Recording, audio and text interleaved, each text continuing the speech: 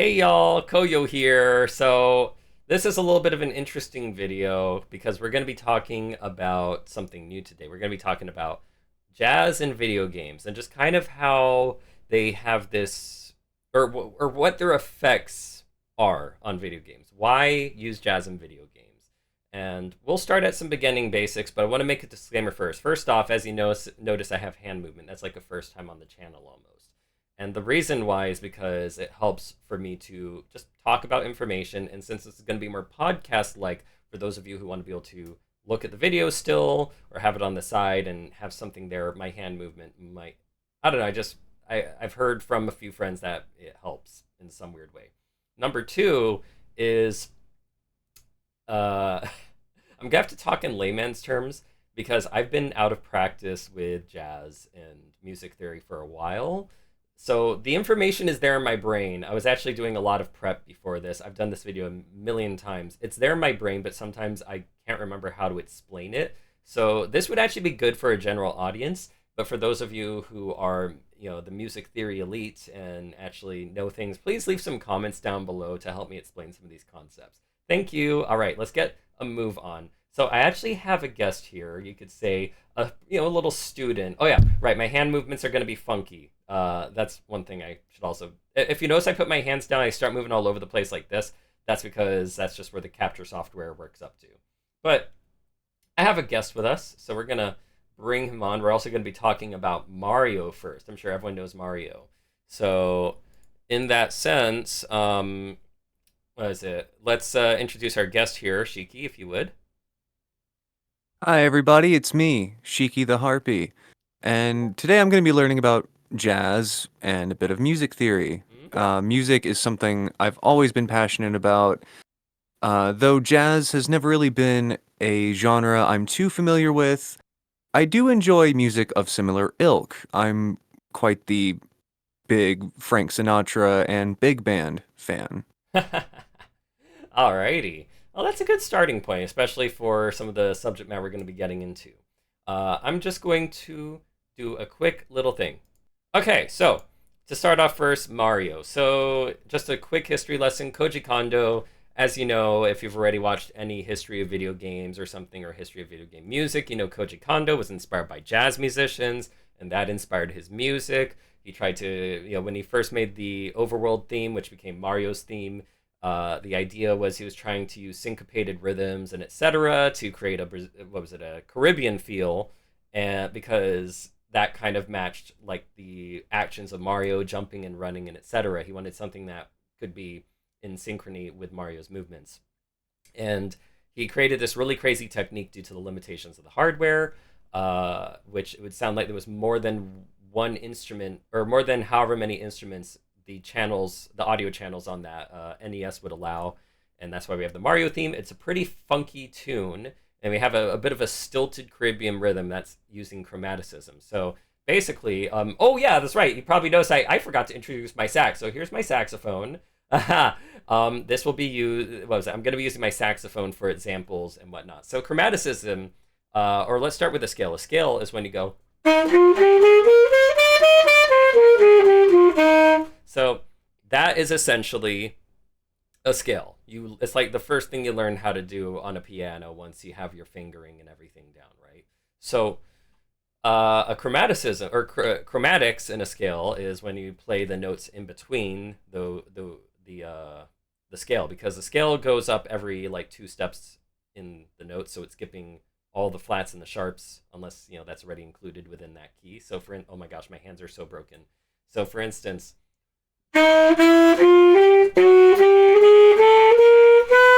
right? So that is using chromaticism. It's using all the notes in between. So Super Mario does quite a lot of that. Ba da da da da ba da da ba da da. So that ba da da da, that is chromaticism. So let's take a quick listen.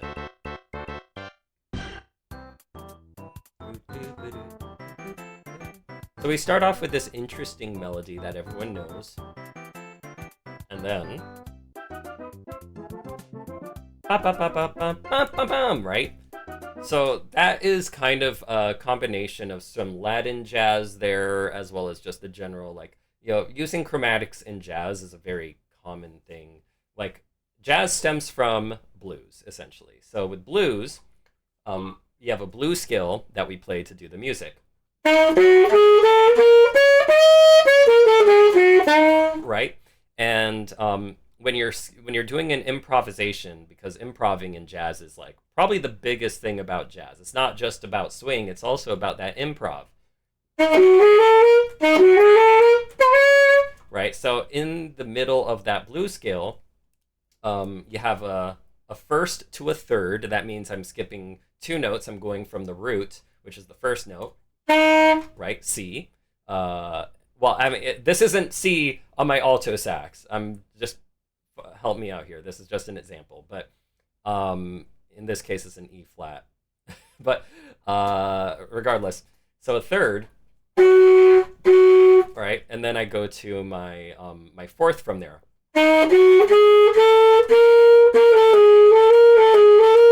So that is that chromaticism that appears within the blues scale from the fifth to the half step above that to the sixth. Wait. That's third. Oh no, four to the half step above that to the fifth. So we have a fifth in there, right? So that's a one. That's a minor third. A minor third meaning we took the third. You see, that's a minor. It sounds a little sad. It sounds a little depressing. So I made that third, that happy third, into a minor third. So in that way, that chromaticism that plays in between is where you start getting really jazzy. And it sounds cool all of a sudden, because it's not exactly resolving, but nor is it like, not resolving, but it just adds this cool element, which is kind of where jazz comes at play. But that's what Mario does. I didn't want to stay too much on Mario though. I wanted to jump to let's go to the basics. So Mario, the original Mario theme is a very complex theme overall. Like it is really complex, but it's really awesome that it happened. Koji Kondo's a genius when he made that song. So if we move to Mario Bros. 2, the overworld theme is Shiki. What is the overworld theme? When you listen to it, what do you associate this with? What do you think that is? You're asking me about a piece of music I haven't heard since childhood, Perfect. Koyo. So I'm gonna play it for you.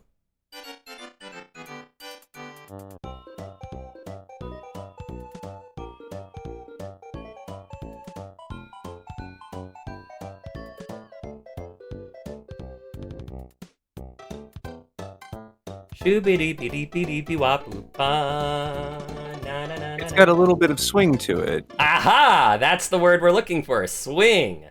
It don't mean a thing if it ain't A got that thing if swing. it don't got that swing. Exactly. So, swinging your notes. For those of you who are entirely new to music, maybe you were just born the other day. I don't know. I really don't care. But when you swing your notes, instead of playing, let's take a C major scale, right? So that's me playing straight notes. The notes are just, they're just working in a specific manner. It's just going straight along. I don't know how to put it. But when you swing your notes,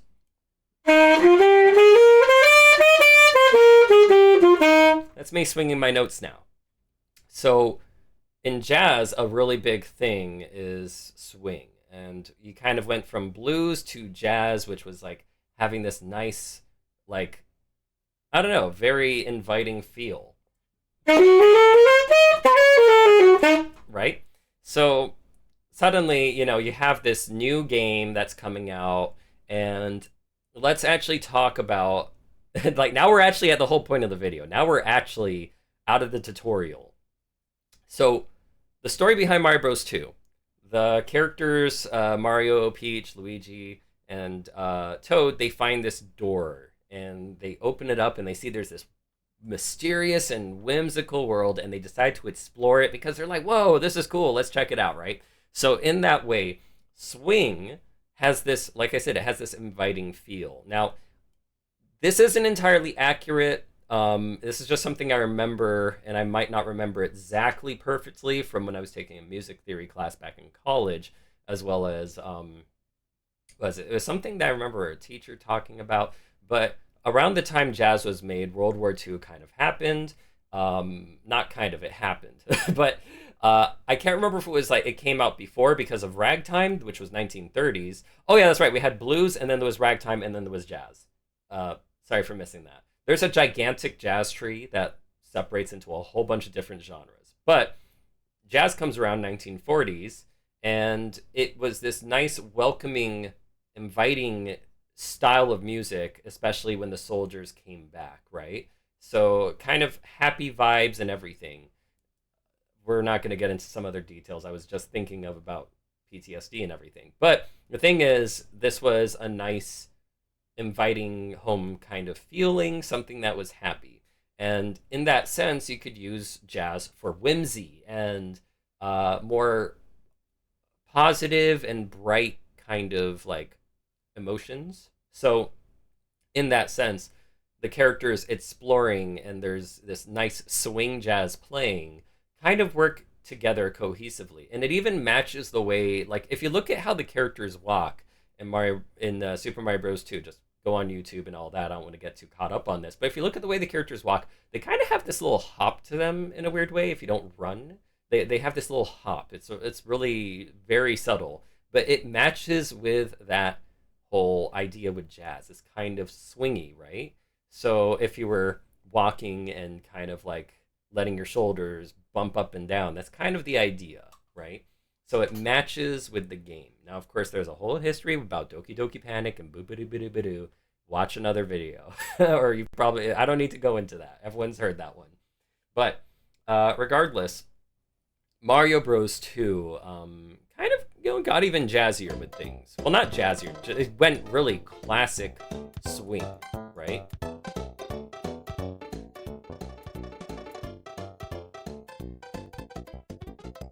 You got the point.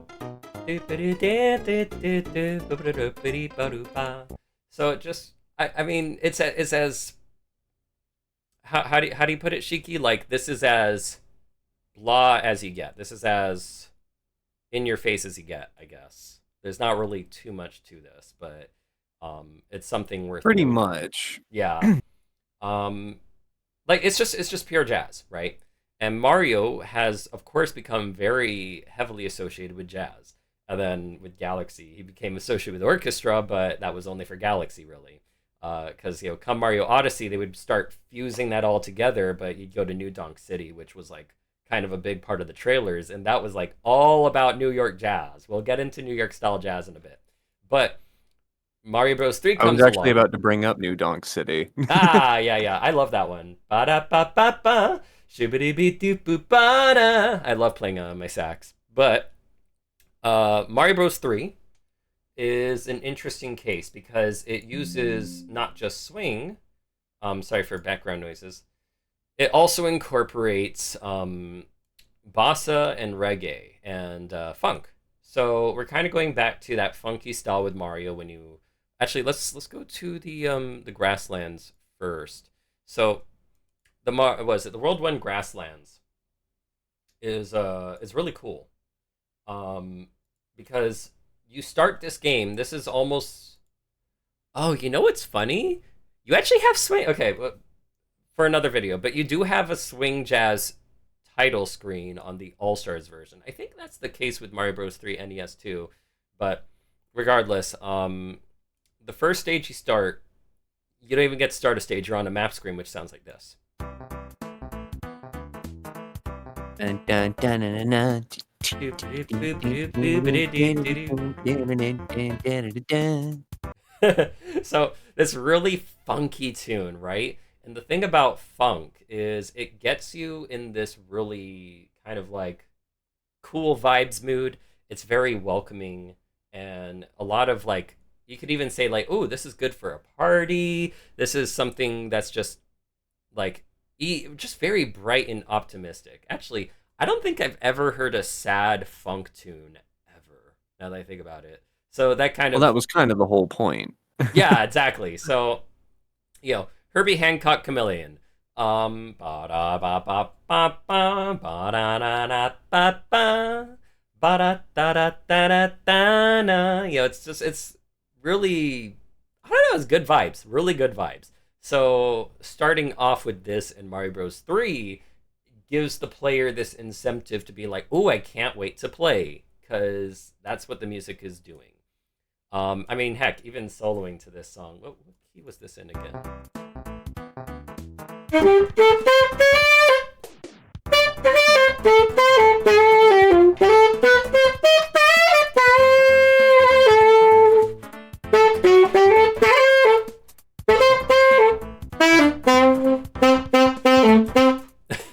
um, just going based off ear, but still, like, really, really fun vibes, right? So then we go to the likes of the first song that you hear when you actually start a stage. Like, you can, oh my gosh, what's wrong with my hand? So, ba-dum-bum, ba-da-ba-dum. The bass is doing a reggae thing, the melody's reggae, and the drums are reggae. Like, everything about it is very reggae, right? So why do this? Actually, why even talk about this song? I thought you were talking about jazz. Well, like I said, there's a huge jazz tree. You can actually look that up on Google. Just look up the jazz tree. Oh my god. Actually, I didn't even see this jazz tree. Jeez. So, yeah, the jazz tree is big and wide. From, wow, even calling it middle jazz, free jazz, cool, bossa nova, bebop. Oh my goodness. So, this just kind of tells you how much subgenres and types of jazz that there are. If this It's as complex as jazz itself. exactly. So reggae is another part of jazz. It's another subgenre of jazz. You can find some standards that are reggae, and there you go. So in that sense, reggae, the vibes that it gives to the player is a relaxing feeling. Sometimes it's like great for ocean scenery, right? You're just like, this is the perfect time to relax. You're on the beach, you put some reggae music, or even in, you could actually find this in some animes or even goemon, where reggae is used, especially in like Japanese traditional music, where they combine Japanese traditional music with reggae. I'm not saying that's like jazz or anything, but I'm just bringing up the vibe that it gives the character. So if you look at Kenshin, they actually have a heavy use of reggae in the anime, the TV series, where when the characters are relaxing and kind of just enjoying the day, they play that because that kind of sets the mood, right? So in the case of Mario Bros. 3 here, it's like, well, it's a platformer and it's not as funky as what was prior, not even swingy as what was prior. So reggae, though, in this case, slower, right? So in Mario Bros. 3, when you first start off, yes, you have a run button, but what's so interesting about Mario Bros. 3 is you kind of have to take it a little bit slower at first because you're adjusting to the controls and you're trying to figure out what's up with this stage. Mario 3 has a lot of puzzles for you to solve. Not literal puzzles, but more like mental puzzles. How do I get through this stage? What should I be doing? It's not necessarily like you can run through Mario and kind of gun it after enough plays, but with Mario Bros. 3, you can. It's possible to do that, but not all the time. There's stages that require a little bit more focus and planned like running segments, etc., to get to certain hidden spots like the clouds, etc. But Mario Bros. 3, when you're first playing, you're going to take things a lot more easily. And that reggae eases you in. It's like, hey, let's take it easy. Go through the stage at your own pace. Yes, there's a timer of 5 minutes, but go just chill. Chill. No need to get freaked out. So, in that way, that's the effect that the reggae music has here. And it's a fascinating choice because they've never revisited this ever again, at least as far as I'm aware. So, moving on, bossa. Bossa is a big thing in jazz, so big that people call it elevator music nowadays. So, whoops! Oh my gosh, I bumped my mic. I'm so sorry. So tell me, Shiki, uh, when you think Yes. elevator music, what does the drums sound like to you? Uh, I would have to say they're very, toned down a bit, almost to that lo-fi hip hop kind of level, that doom doom ditch, doom doom, very Okay. subdued. So let's give that a listen then. Yeah, like that. See, it almost sounds like a snare, but it's a very subdued, quiet snare. Yeah. So typically, mm, You got a bit so of hi-hat in there too. exactly. So the hi hat and brush drums are how we get I mean brush drumsticks are Brush how we get drum. them. That's the So word. Brush drum. typically, the drummer, the percussionist will be taking their brushes and they'll be kind of wow. I'm just trying to do a like the rhythm, but they'll be kind of spinning. Well, not spinning, but brushing their brush along the drum and then hitting to the beat while they're going this right. So you always have this uh uh That's usually kind of the drum beat for bossa music. And so in this context, with Latin jazz being this powerful element in jazz, probably one of the biggest subdividers to jazz in the entire jazz tree. Um, the Oceanland music is particularly interesting because it uses bossa, and bossa over time seems to have become associated with calm vibes, usually in an elevator, which can be tense for some people though, or the ocean. Sometimes hearing bossa music for the ocean is another big thing. So in this case, Oceanland, when when you hear bossa music for it, it gives this distant, long feel. It could even be associated with a boat, like with a boat swaying side to side. And even the music lends to that in its own way, right? Which is the Zelda Great Fairy theme, by the way. So, in that regard, was it? I'm trying to think of where else bossa might have appeared. Yeah, this is me resting my hands on my sax, just so you wondering. I'm not being like ooh, but regardless, yeah, it's I can't think of like certain songs where bossa appears in video games. Besides this, and maybe like nothing's coming to I mind at the couldn't moment. tell you either. Yeah. Oh, you know what? There is one thing from 10,000 Bullets, and there's different ways to use it. But like I said, the main thing is calm vibes, not much going on. So we're on a map screen. We're not hopping on Koopas. We're not stomping. Did I say Koombas? I mean, we're not stomping Koopas or Goombas. We're just literally moving on a map that's out on the ocean. So ocean vibes. So let's move on. Oops. That's me changing my sheet music. Sometimes I like to have the sheet music there when I'm talking about things in case I remember something theory wise. There's not like too much to this one other than the fact that like there's that bossa rhythm. That's what makes bossa what it is, and that's the effect it has on video games. So let's look at we're gonna jump away from Mario for just a second here. I need to ready up another Mario song while we're talking about this one. So while that's Do it. happening, You won't. so this is Stunt Race FX, which is another Nintendo game that they did bring back on the Switch Online service. You could play this, but there's normally the music in Stunt Race FX is using a lot of rock and country music. However, there's one song in particular that is Latin jazz. So Latin jazz, as I said, is one of the biggest subdividers to jazz.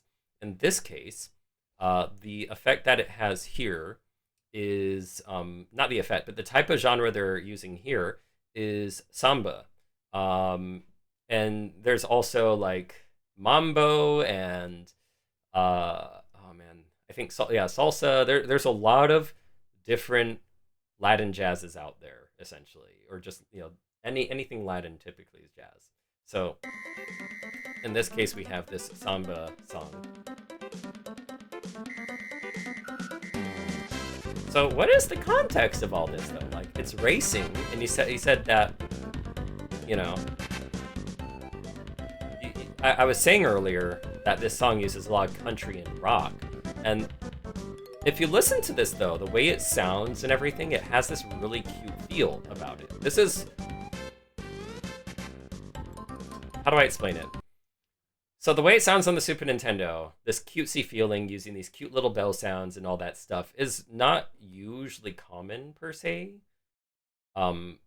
except for what you heard with the horns going ba ba da ba da, right? Um, that you would typically hear, but not what else we're hearing here. But that's because it's matching the theme of the game. It's supposed to be cute, right? You have these cute cars racing against each other. Yeah, I mean, it seems a little angry over here, but that's aside from the point. The cars are cute. So, You mean those cars are supposed to be cute? I mean, according to Nintendo.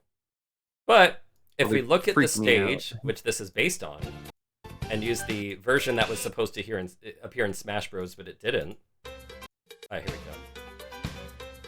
Now we're getting into that real Aladdin Samba vibes.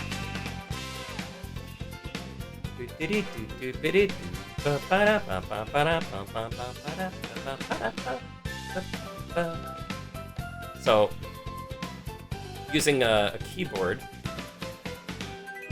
Oh, so cute. But, as you see, ocean. And they have those horns. Ah, so good. Steel drums. Ocean vibes with steel drums, am I right? Yes.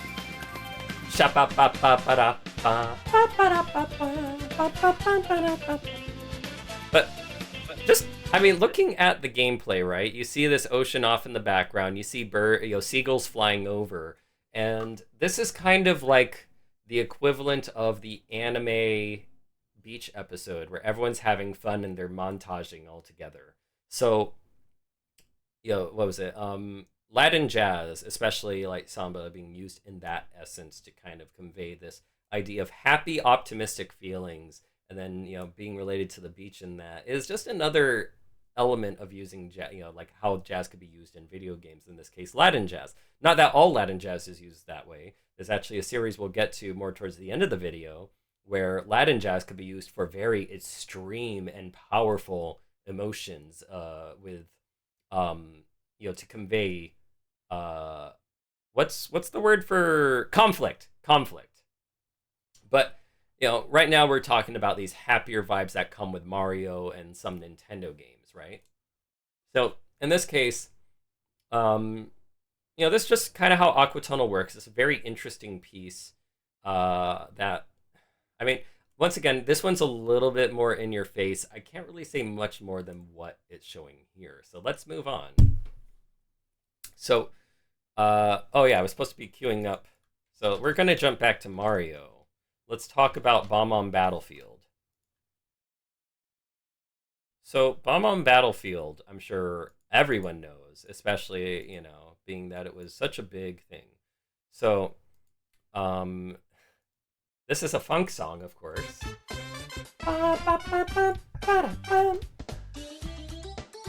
Oh, I never noticed that. Yeah, you're right.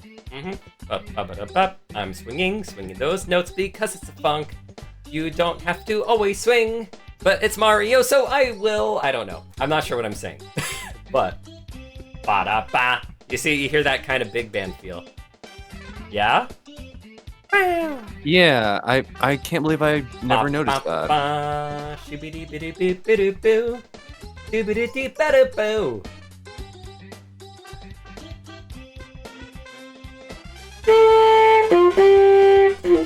But anyway, I wanted to pause also. So, very funky jazz song. And it's actually using similar elements to the original Mario, the Mario 1 theme. So, there's that chromatic.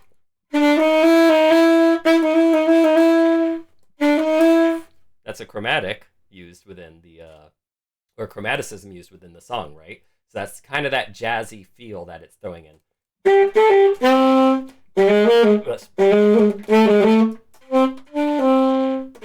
Yeah. So, and what's interesting is, if you've noticed with a lot of the songs here, or like everything we've been listening up to this point, I was kind of saving this, has been using a lot of, not everything, not the bossa one, but a lot of it has been using question and answer.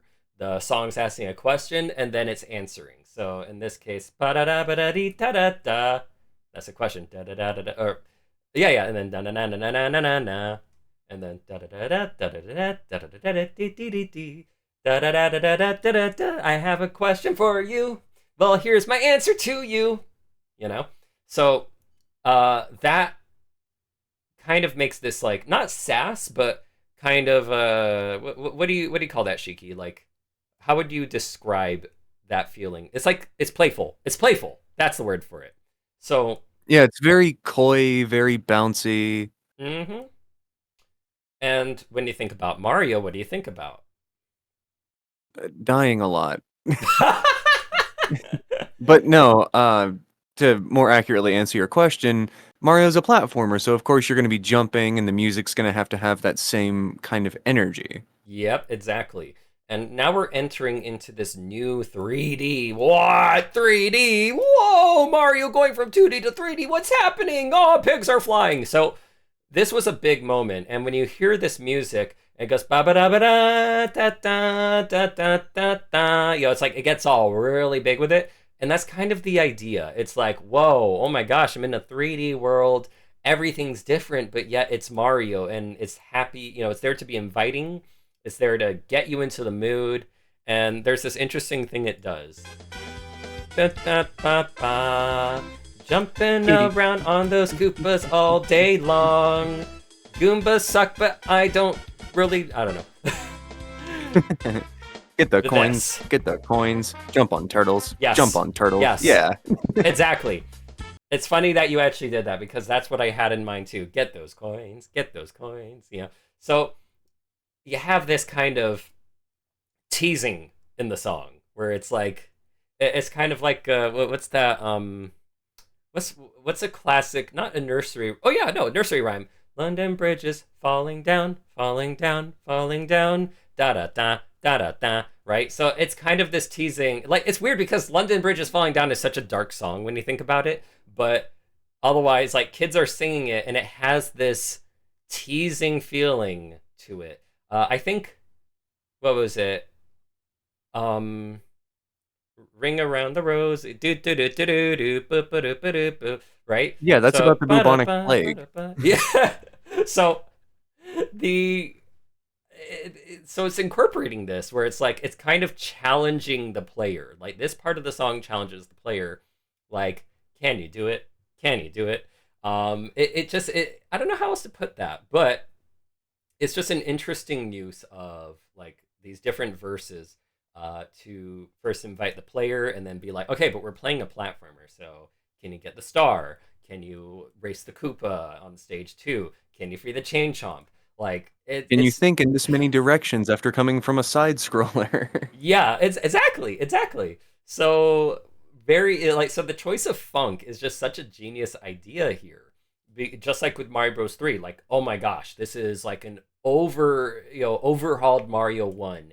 There's new power-ups. There are actually a crap ton of power-ups. There's so many colorful bombastic worlds and so it had this funk music to start it all off. Wow, I can't wait to get started.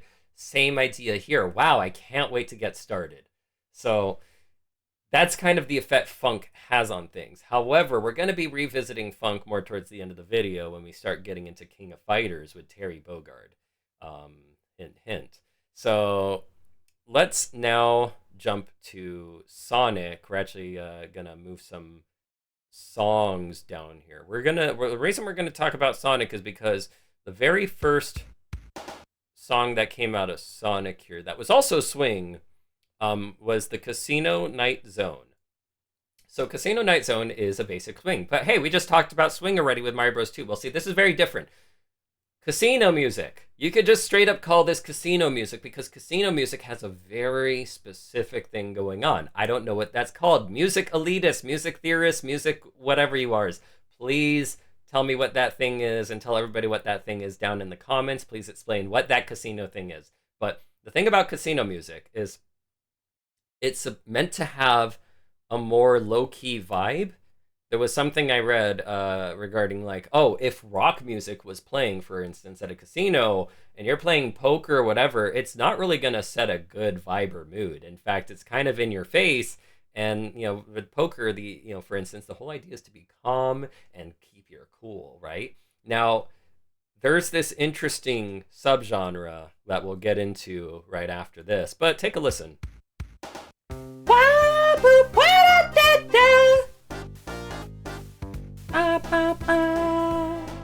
We're having good times.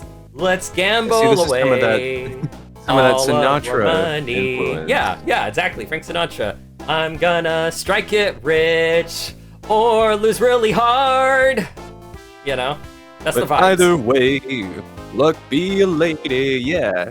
Exactly. So we have this Frank Sinatra thing going on, and the idea with I remember I was listening to what was it jazz uh XM Jazz. I was listening to XM Jazz way back when I was subscribed to that in like high school to early college, and they talked about how with jazz it takes you to like it could be sad, it could be melancholic, it could be happy, but another big element of jazz is that it could be like what is it?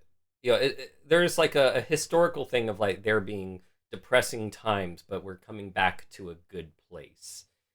So in this case, it's like with casino music, there's this vibe of like I'm up to no good. You see how like when it starts off, it goes ba ba ba da da da, and then it goes happy da da da da, right? So actually, I wonder if I know the notes in my brain. Let me think. What key is this in? Oh, I think that's what it's starting on. Maybe. So if we think about that minor third, let's talk about sevens. Let's talk about seven scales. Seven chords. So a C major chord composes of three notes. C, E, G. Well, okay, not on this alto. Not on this alto. Please don't get out your piano and just try to play a C major because it's not going to sound like what I just played on my alto sax. My alto sax is in the key of E flat. But a major scale or a major chord has those three notes. A first, a third, and a fifth. Now, a seven, you suddenly get. That would be a major seventh, though. Let's see, a E flat major seventh. So you have this interesting extra note that changes exactly how it sounds. However, when you really get into a proper C seventh, which would be a minor seventh. So with a proper seven, you have this cool sounding note on the top where it's like, ooh, that sounded a little uncertain for a second. But then you could also go to a minor seventh, which would be like this, which is which you commonly hear in blues. And it's like, wait, that sounds a little sad though. Well, what about if I throw the blues scale?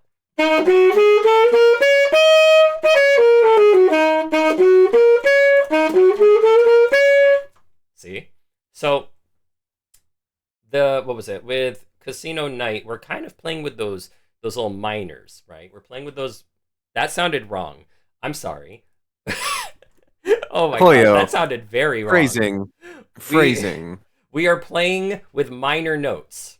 Minor notes tend to give a sad or even an angry vibe, or even what do you call it? Like a melancholic vibe or a sinful vibe, right? Please don't play with minors. That's bad. That's very, very bad. Sonic would be very disappointed. He would say no to that. So do not ever do that. You should be into older guys like I am. I'm joking. But Sonic says. Sonic says. So if someone tries to anyway. Or if someone tries to make it in a way or place that makes you feel uncomfortable, that's no good. It really is. Especially if they're a kitsune with a saxophone. I'm kidding. Yeah, please do not touch me. So, what was it? Regardless, and for those of you who are wondering, I'm taken. But regardless, so it starts off. So right there, I actually had to play the what would be the minor third to that specific verse. I mean, it's probably not the minor third of that because this is in the key of, is that a G? Shoot, I know it's there. I know it has three sharps. It has three sharps in it. Okay, but then we have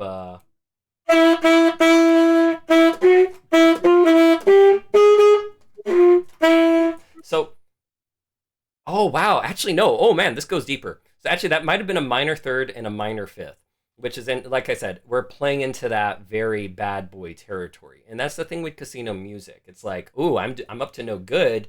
I shouldn't be gambling away all my money, right? My hand is really freaking out there because I don't want to gamble away. I refuse to gamble unless it's probably gotcha. But then again, it's not any money I'm putting in there myself. So hey, But that's the thing with gambling. There's this little bit of sin there. It's not really a good thing for yourself, really. But then once you get into it and you're trying to win, then you're having a fun time and you're getting excited. Your dopamine's kicking in, and that's kind of the vibe with casino music. So if we were to listen to a little bit more of this, bass is walking, boom, boom, boom, boom, boom, boom. You know,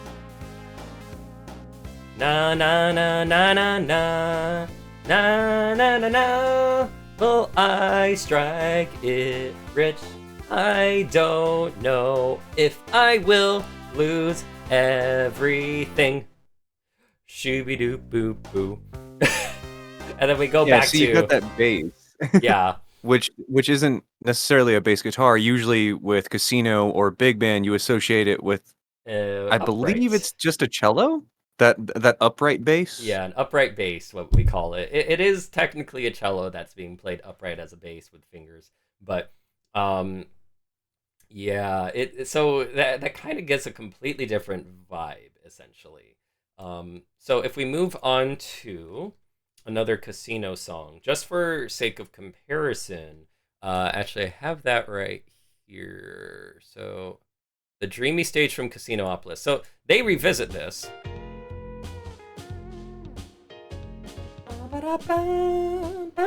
So suddenly we're sounding like a bad boy again, but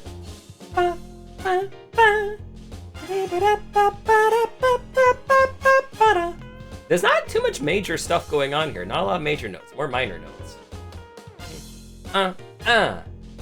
But again, there's that psychological aspect to casino music, which, it makes you feel, a little bit like a criminal. You associate it with the three-piece suits, the tuxedos, the fancy drinks, the lights, the sounds the sounds of the casino. From the moment you walk into a place like that and you hear this, it changes your entire mood, especially with what the percussion's doing here. Yep. Got a lot of crash cymbal, a lot of makes you feel big, and it's got that crescendo, that very energetic crescendo there. And then there's an interesting thing it does here.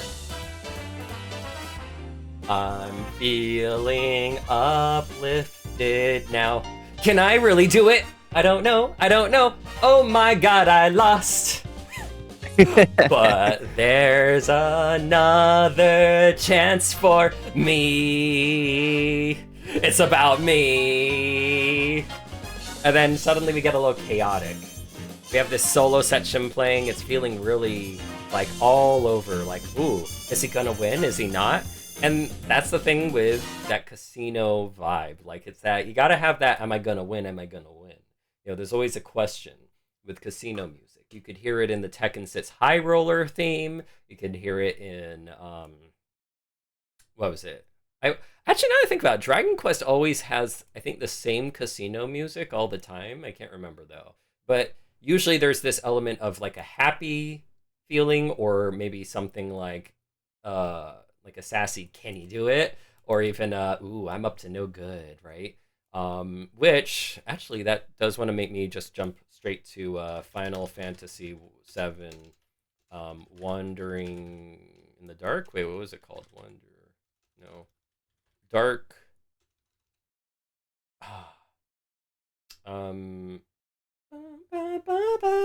Well, it's like a smaller thing though, but we'll talk about that for another video. If you guys are interested in that crimey sound, I'll make another video out of that. The most I'll do for you guys is I will introduce you to the criminal sounding jazz, or the spy jazz. We're gonna get to this in just a sec. So casino music transitioning with that bad boy sound to I'm a Spy from Sonic Adventure 2. Oh, I love this one. This is what it feels like when I'm just scouring through yaoi. Mm. Ba-ba-da-ba-da, ba-ba-da-ba-ba. Da, da, da, da, da, da, da, da, da, na, na, na, na. Ba-ba-ba. Mm. Like, so do you You know notice what's how... interesting? What? Uh, well, this song just popped in my head. We don't necessarily have to cover it in this video, Mm-hmm. but all this talk of music that makes you feel like, you're up to no good, you're out on the prowl, as you said for Yowie. Mm-hmm. Just out in the night, having a good time, wreaking havoc in a sense, debauchery. It makes me think of the Vocaloid song, Dream Eating Monochrome Baku. Oh, definitely would not have to Because cover it has that. a bit of that chaotic, up to no good kind of feel. Very energetic, very bouncy, a bit of big band ish sort of influence. Mm. Okay. So yeah, and that's the thing. Up to no good. So notice how the song started off with some little xylophone, right? Or is that a marimba? Regardless, it goes ba ba ba da da da da da da, and then the horns coming ba da ba da da ba ba da ba da. You know, so in that way, it's like there's this sneaky feeling, and then the but I know I'm bad, but I know I'm bad, right? So it's I don't know what the philosophy behind it is, but that's the power of jazz. And I mean just music in general, but with jazz, a really big thing is the fact that it can convey these different types of uh emotions and even visual themes that you can't really like. I don't know if you could really get. I'm not saying like, oh, there has to. I mean, okay, let's make one thing very clear. You don't need a saxophone for there to be jazz. You don't need trumpets for there to be jazz. You can do jazz on just a guitar and a bass and piano, and that's it, or even a flute. Right. I But mean, look at some James Bond music. okay, see, I was about to get right into that, so I can't show you James Bond music, but because oh, actually, yeah, the reason I'm talking about video game music, I mean, I love video game music, but I can't even show you the examples of where these are coming from or inspired by, because they don't give a crap about if you're making a critique or a review or anything, even though I'm completely in legal right to do so, and dare they silence me, I would strike them down with thunder. But um regardless, I don't want to deal with the headache of like, oh, them doing copyright claims or muting that section of the video. I really don't want to deal with it. So in James Bond, it's ba ba ba ba ba ba ba ba wah wah wah wah wah wah ba, right? That So was Mission Impossible. oh, I'm sorry, Mission Impossible. What's James Bond is actually how does oh I'm thinking about oops right James Bond. How actually could you sing me that because I can't show James Well, Bond music especially. hold on, because now you've got Mission Impossible music stuck in my head. Okay, let's talk about Mission Impossible. That's 007. actually what I was thinking of. I don't know why I called it 007 in like my previous attempts at this video. So Mission Impossible, all about being, like what do you call that? In undercover and all that, right? They're all Right, undercover. espionage. Espionage, that's the word. Thank you. So espionage has this, was it when they start using jazz in there or even incorporate jazz, it's like there's a specific style typically used with espionage stuff that gives it this really like ooh sneaky vibe and all that. So and there's different types. Now, if we look at something like Metal Gear, there's not really any jazz per se present there. Like sometimes you'll have the guitar going boom, boom, boom, right? But it's a very different genre to Mission Impossible, to I'm a Spy here with Sonic Adventure 2. And there, and it And goes back having to just that. looked up. Oh, Oh, sorry, go ahead. yeah. I was gonna say it goes back to that idea with the casino music where you're up to no good. It's not simply just about being sneaky, but hey, you're also doing something that might be a little bit like, am I crossing a line here by doing this? Am I being dishonorable in some way? So it's just I kind mean, of this is Rouge we're talking about. oh well, yeah, especially. Yeah, like this describes your character, this describes what you're doing on the stage. She sneaks into a goddamn like well, yes, it's Military yeah, complex. military complex that's actually housing a lot of money and precious gems, and she's there to steal some emeralds. So, if that says anything, right? And not just any emeralds, but very powerful emeralds that have Well, secret yes, the powers. Chaos Emeralds. So, as you see how it's So used to here in answer this your context, question yeah. about the to answer your question about the James Bond theme, it's all Da da da. Yeah. yeah. Sorry, And it I goes on had the to look saxophone. that up Boom, as you boom, asked. boom, boom. Ba-da, ba-da, ba-da-da, ba-ba-da, ba-ba-ba. Yeah, that's very jazzy and very Mm-hmm. bad boy sounding, especially when it goes ba-da, ba-da-da-da, da-da, da-da-da-da. I'm prowling around at night, shooting my enemies. Well, not really doing that, but I'm using lots of technology. Ba-da-ba. So yeah, Right. what was it? 007 is really like it's treading on that line of being a bad boy, or being a sneaky sneak. So, see, it's pulling a sneaky on you. But all right. So, moving on out of the crime. Yes. Oh, right. So if you guys kind of like that crime jazz feel, there is a whole thing for it. There's even a video game crime jazz. I highly recommend listening to this. This is incredible. There's some good music here. So give this one a listen. So going into cool jazz as well as like interesting places to include jazz. So critical velocity. I want to talk about this one first because this has a lot of history and we could talk in more depth about it later on another video. Leave a comment down below if you're interested. But jazz and circuit racing. Jazz and circuit racing is a very Japanese thing. So interestingly, this band called Cassiope. Let me show you their album cover. Cassiope. These guys, these cool guys, they were asked to make music for a circuit racing event. And what did they do? They did jazz. This is some of the coolest sounding jazz you'll ever hear. This is fusion jazz, contemporary jazz.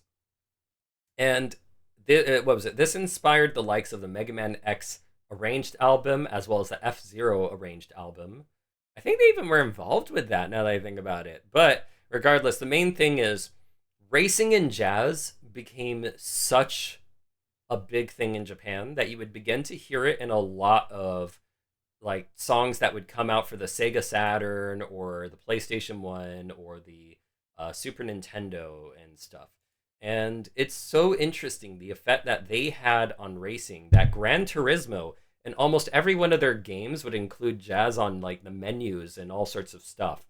And it's fascinating that jazz and circuit racing became such a thing. So you would have the likes of Critical Velocity, which is a game about racing, like not racing, but rather like street chases, like car chase stuff and taking down other cars, but not in the manner of like Burnout, but its own little thing. And this is actually a spin-off of Ridge Racer that Namco released in only Japan.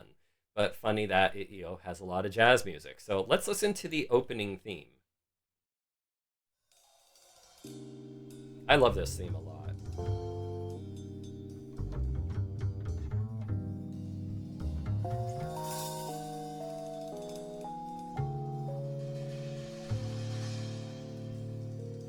That has a really interesting intro that starts off nice and quiet, and that's like, ooh, oh wait, what's going on? Oh, it's like, ooh, what are we doing? It's almost very Persona. Oh, pre-Persona. Well, yes, pre-Persona, but that's the vibe that it gave me. Yeah.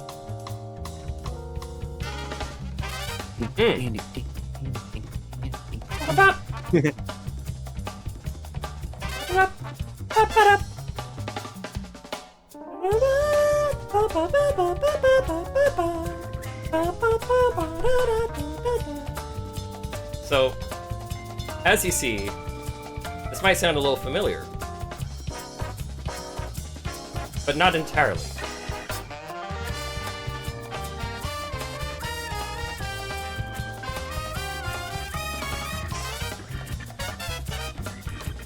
So this is including elements of that crime jazz in here, and that's because yeah, the characters in that are actually like there is some illegal stuff they are doing in this game, but they have like hearts of gold. Essentially, they're this buddy duo that work together, and it's a very interesting game. But for the most part, as I said, like jazz and racing just had this weird synonymity towards each other. So if you look at this is the theme you hear the moment you're in control and able to ride around the city. I love this song so much. I love driving to it as well.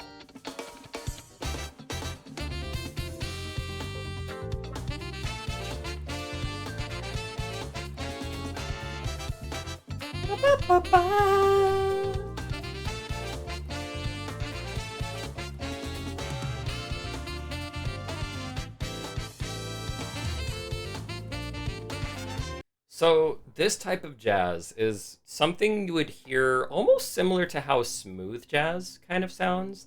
But this is like fusion essentially. It's like a combination of some funk elements and maybe like other little things going on. But it's really like its own kind of thing. This is something you would hear more with Japanese jazz music, and something I would grow to love so much that I'm like always on the search for Japanese jazz. Something that's almost its own thing. And there is a swing version of that, and like these songs would appear as you're going through the game and getting further, and depending on what part of the city you're in, etc. So we have a jazz combo here, but it's the same song, just different style. We're going to be talking about how jazz can take a single song and do so many different styles with it, but this is your introduction to that. They have a Latin jazz version too. This is salsa style.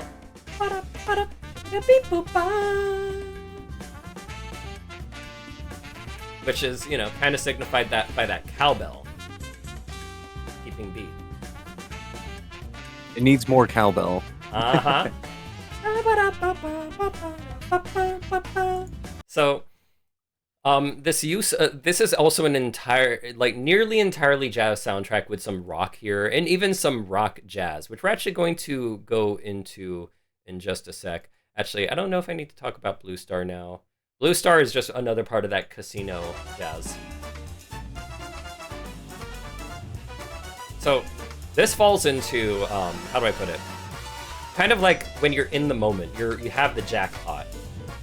And what's interesting is it starts off with a very complex percussion, but then it goes into swing.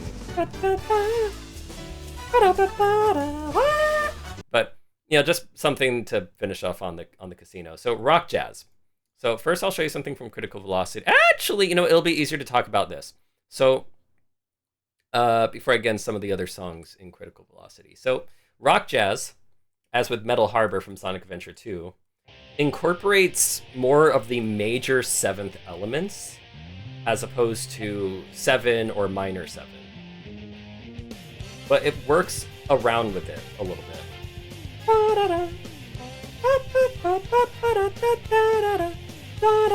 So something you would hear with Sonic especially is this big band with rock, right? So it's embracing more of the rock. Jazz actually gave birth to rock, if you guys didn't know that. And from there, we would start to see rock having its own derivatives that don't at all have anything to do with jazz after a while, like it kind of separated. But for the songs that are rock and jazz, here we have a little bit of it present where the, let me pull that up. I was actually playing around with the sheet music. Just going to close out some things, don't mind me here. So, here we go.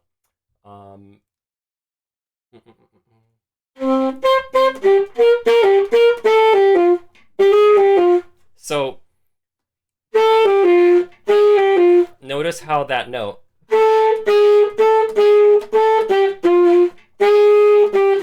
is actually just changing the one note, and it's resolving itself. It's resolving from question, answer.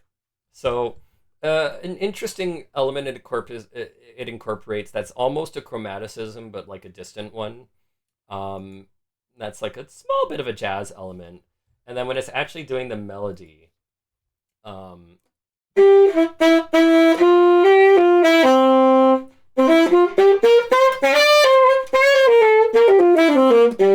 so kind of working with a more major seventh blues, but not entirely.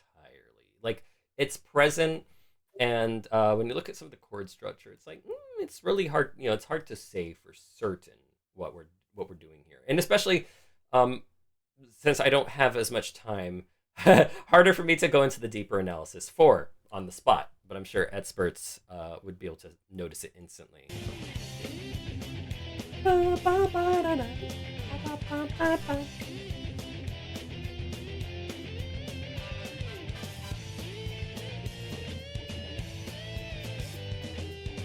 But it embraces a little more of that rock side. But there are elements of just little, references to jazz that are present there. More so than, say, like Green Hill, which is just basically playing around with the C major. So if we jump from here now back to Critical Velocity, one song that comes to mind, I think it was Urban Striker. Yeah.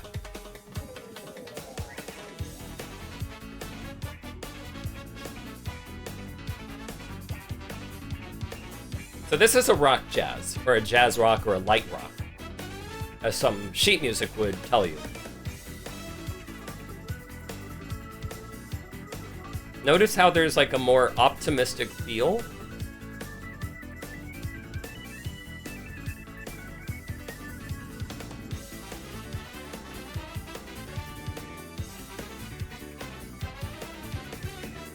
And once again, this is something where, like, I don't know if I hear this much with some of the light rock or rock jazz songs that I've played back in high school. Because some of those incorporate, especially in the American style, if you listen to Welcome to the Warp Zone from Stan Patel, there's a lot of blues present. And you have it here present as well, but there's something that differentiates Japanese jazz and American jazz, which is very fascinating. I still gotta like really look into all this deeply. But this is kind of that rock jazz feel. Or even, was it Smooth Driving is another favorite of mine. So this kind of drum style is a little bit more on the complex side again. Not really going for swing. But, and not really like per se crime jazz.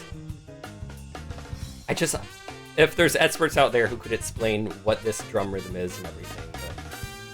But... and there's the little bit of rock jazz. This is a little bit of rock jazz. A little bit of light rock. Da da da da na na. Do do do do do do do do do. I love this song a lot. So, okay, so it's funny because I kept saying, "Oh, is that Smash Bros?" Right? Like I remember listening to this, I was like, "Oh, is that the Smash Bros character select screen?" Da da da da da da da da. So it's hilarious to like to hear kind of that similar vibe here, but how it works here is just like once again, there's this huge incorporation with jazz and racing music in Japanese culture, and the thing about jazz and racing is it gives this, or at least this is how they described it. It gives this feeling, even with planes as well, of like fly high, flying free, driving fast. Like I don't know like how to explain it, and I hear it. I hear what they're talking about, but that's just the vibe they associated it with. That's just how it happens. So that's why we have like Critical Velocity and Gran Turismo and all that. So we're going to I'll save 10,000 bullets for another time. This is going deep into jazz. This is going into the deepest territory. We're talking fusion to the max. Like we have some typical like bebop and everything, but then we're also jumping into hip hop and a few other things, which is very fascinating. As well as getting into another talk later. But Uh, talking about jazz in interesting situations. So this is called Keys. Well, the album's known as Keys of the City. This is actually an arranged album of the game Leading Company. Leading Company is this interesting strategy. Actually, well, it's a management game. It's a management game about buying property and managing that property. From Koei, yes, Koei, the creators of Dead or Alive, Dynasty Warriors, Romance of the Three Kingdoms, Nobunaga's Ambition. They made a game about management. So, what do they do? Well,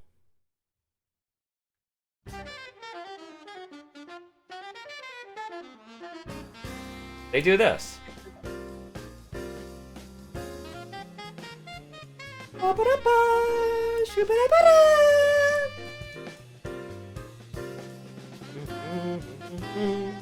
So, where and how in the world were you using this? Because if I showed you what Leading Company looks like this. Looks like this. Yeah. Yeah.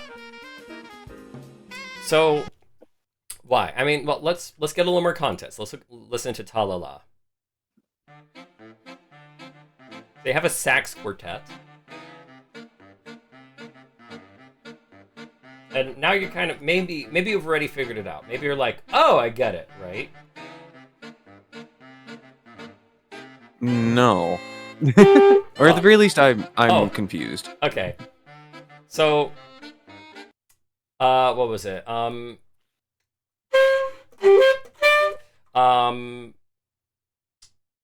so here. I'll see if Shiki gets it. So let me show another song, right? This is very Japanese jazz right here. Latin jazz. But it has a style all of its own that I haven't really heard in some Latin jazz standards. But I am sure it's out there somewhere. I just haven't played them myself. So how's this sound to you?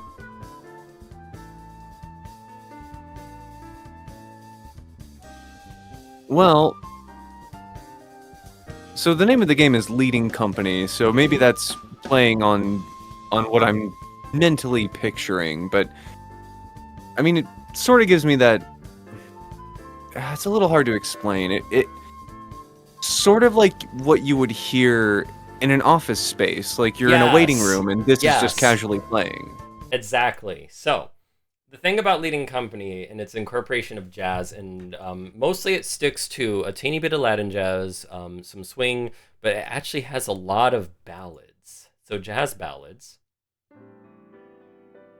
typically on the more sad, melancholic side, or melancholic mainly. As you see, we have a nice piano piece here. Or even, oh, and there's also Thomas Bossa, which is actually not a bossa. Well, there's a different type of bossa. I forget what you call this, but this is more on that smooth jazz kind of Latin jazz. Da da da, shooby da. Sounds more like a funk. Pretty sure I heard this on the TV show The Mentalist, as the main character was a fan of smooth jazz. Yeah, pretty much. Kind of like that. So, all calming music, especially for this kind of management gameplay, etc. And then they even have a lot of ballad tracks that are on the slower side, right? So, in that way, it kind of sets a mood, right? Now, I don't know if maybe excavation plays when there's actually a little bit something more going on. The game's in Japanese, so a little bit on the harder side to navigate, unfortunately, for myself. But um, I'm like essentially using this type of music, especially when most of the soundtrack seems to be slower type of music, is can be used to convey a relaxing feeling, kind of like what you just mentioned. So if we listen to the SNES versions, though, this is what people would actually hear when they play the game.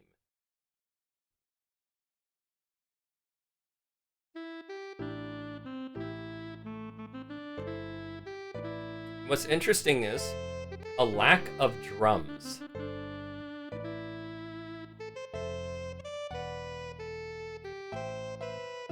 Let me get a few other songs really quickly. Let's go back to the ones we've heard. Oh well, this one was drumless, but this.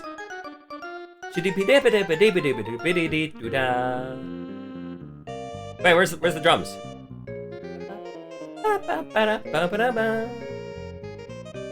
Oh. You see, now it makes sense. Now it's like, whoa, wait, this sounds. See, the drums are not there, but it does give a little more of a calming feel. However, there are, I'm sure some people feel like, oh wow, this is such a low effort. But the thing is, this song is so advanced that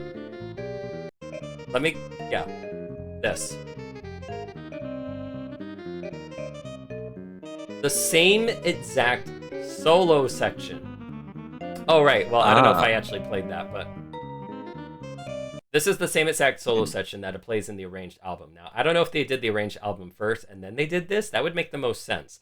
But I find that really fascinating that they would go as far. I don't know many songs that actually, like, there's only one other song I know that goes as far to include solo sections, but music that sounds like this, and you know, if you especially don't have drums and all that, gives a really nice background feel.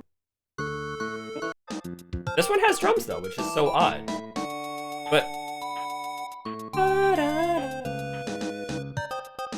na na na na na na na na na na na na. So very interesting to say the least, but also just essentially what we have here is something that is giving a more relaxing and optimistic vibe, especially for a game where there's not really too much going on. You're mostly paying attention to the text on the screen, the numbers on the screen. You know, it's very laid back. So having this kind of music is actually very fitting, just in the same way that, you know, the so-called bossa elevator music is fitting to have in an elevator, because there's nothing much going on. So having something nice and relaxing, especially if you're a claustrophobic person, could probably really help, especially to keep the mood. So Same sort of psychological aspect as lo-fi for when you're just kind of, as they often put it, studying or whatnot. yes, exactly. So now we're going to get into fighting games. This is what we're going to end on. So fighting games have been known to have incredible themes, right? So if we look at Ken's theme, Street Fighter 2, right? So this is how it sounds. This is a rock piece, just straight rock by the Mega Man composer herself. I love this theme a lot.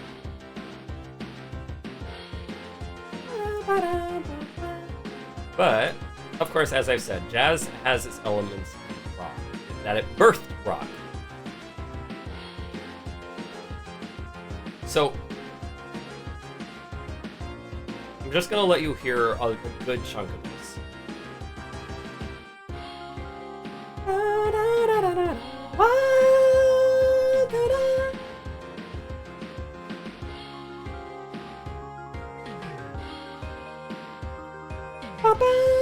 Okay, so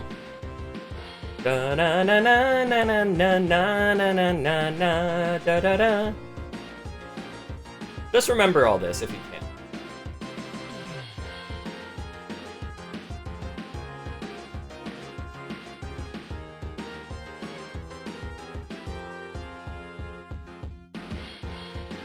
Okay, so that is the theme, right?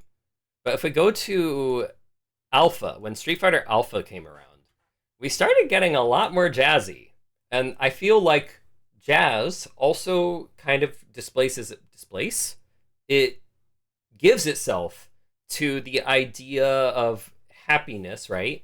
Which happiness could also be somewhat associated with youth, having a lot of energy, right?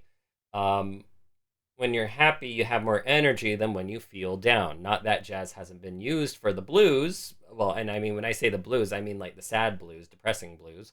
But jazz has also been used for very happy times too. I mean, look at Christmas music. A lot of Christmas music could also be very easily jazzified or is already jazz. Or look at Charlie Brown. Charlie Brown is all about that jazz, and its music is often used for Christmas because it's just that's the vibe. It's happy feelings and all that stuff. So um, when you take that, Street Fighter Alpha is a prequel to Street Fighter 2 in that it takes place in the character's youths. So, in that sense,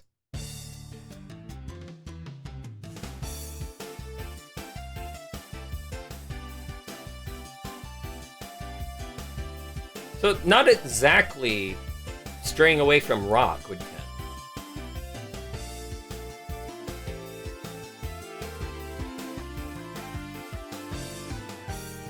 But there's something interesting it's doing with his chords.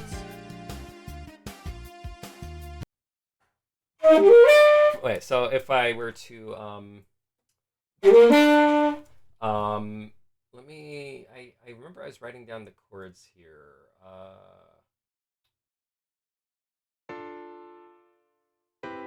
So there's a C major chord that's present at points of the song, as well as A flat major 7. No, I don't think that D minor 7th with a flat 5th is there. But you even have a sustained. Oh yeah, that's a big one. The sustained. There is like a D sustained, a D diminished, etc. So there are some interesting sustained and 7th chords that are present with this song. So it's incorporating jazz mostly in the background. It's almost keeping the same melody, but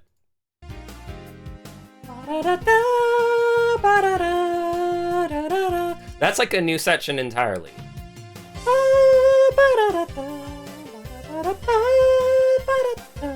A very different feel altogether. My hands are just freaking out.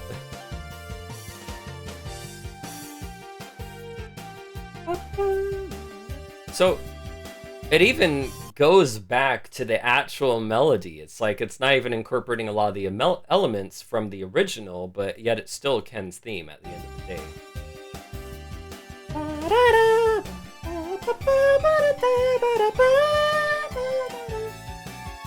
But it's playing around with these 7th chords, so all of a sudden you're getting some, and it gives it a different feel altogether. Now, usually the stage is not the context for the music, but rather the character themselves. Like, it can be, but the music really represents the character in the fighting game. So being that it's Ken in his youth, you kind of have this surfer feel, which is more common with rock. Obviously, Ken's associated with rock and all that stuff, but as they are also incorporating jazz elements into Street Fighter Alpha almost in general, just a very interesting vibe. But let's look at someone like Chun-Li. Now, if everyone knows how Chun-Li's theme goes, Chun-Li is very, what is it? Dubus Goobus. Sorry. But let's listen to the original.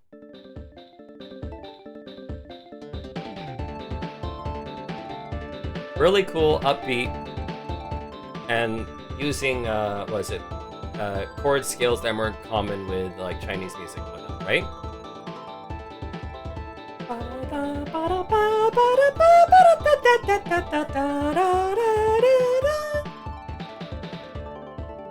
So if we go to Street Fighter Alpha, though, they jazzified the heck out of her theme. Listen to the chords, listen to a lot that's going on with this song. Oh, also, this kind of gets into a previous thing that I, kind of skipped over, but the idea of incorporating Asian elements in jazz. This is something that happened like part of the 1970s with Bruce Lee, where ever since like Bruce Lee made his big impact, and then you had like the Afro movement with and especially acting partner, his name was Williams as the character in Enter the Dragon. I'm trying to remember his name. Oh, he's like one of my favorite guys, but wasn't it Kareem Abdul-Jabbar? Yes. Oh, I love him. So it was a Kareem. He actually starred in his own movies, and they incorporated like this mixture of kung fu and Chinese music. I mean, of kung fu, of jazz and kung fu, where well, actually, no. That's I mean, kung fu, jazz, and and then jazz and Chinese music combined, right? And it gave this interesting vibe that we just rarely ever hear. No one just produces this for no reason. They only produce it contextually, which makes me sad. And you could almost find a similar thing to this if you look up. I think they called it Japanese. Wait, let me just put actually Kung Fu Jazz, right? So Japanese instrumental cinema funk breaks and beats. So this kind of incorporates this funky, and it's not even just Japanese, but like, with Asian music, incorporating funk and Asian, vibes is just this very unique feel all its own that you actually hear, over here, which incorporates a lot of jazzy elements. You hear it in the way the guitar is. Actually, Shiki, what do you call that? Is that just a whammy or something? The whack up, when the guitar's doing that? Let me hear it again. Okay. When the guitar is going whack up, in the background.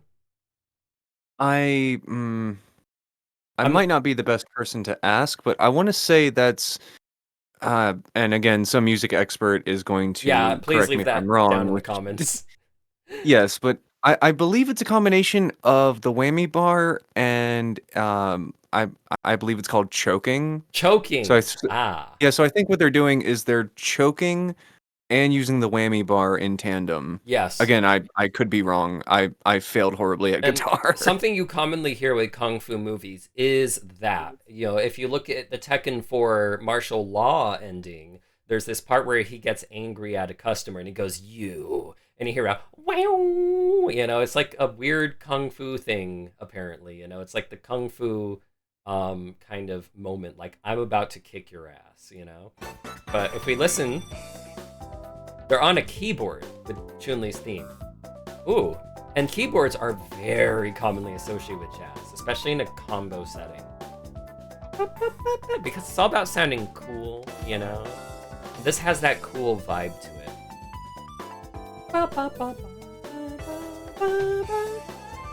We incorporate these. I don't know what you call this. Like, you have a flute and there's something else there. I believe it's a piccolo. A piccolo. Yeah. Oh, listen to the piano. Listen to the keyboard.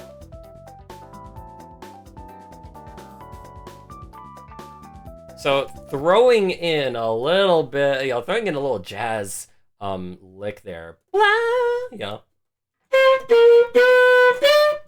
But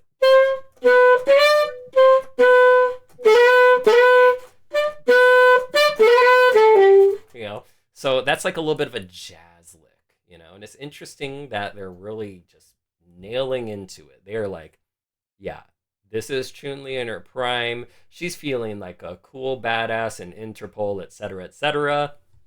But once again, like I said, it's an interesting incorporation, interesting interpretation, considering that this is a fighting game. And most people are like, oh, jazz and fighting games. Oh my god. But yet, I don't know, now Marvel vs. Capcom 2 is celebrated. But see, back then, when Marvel vs. Capcom 2 came out, people were like, ew, jazz. And they used to make, let's see, if I put mod, does it still come up? No, you wouldn't find it on YouTube anymore. It used to be on like forums. But there were mods that would change the music to not jazz. Like, people were so disgusted by the use of jazz. And yet now we have people like J Ensemble.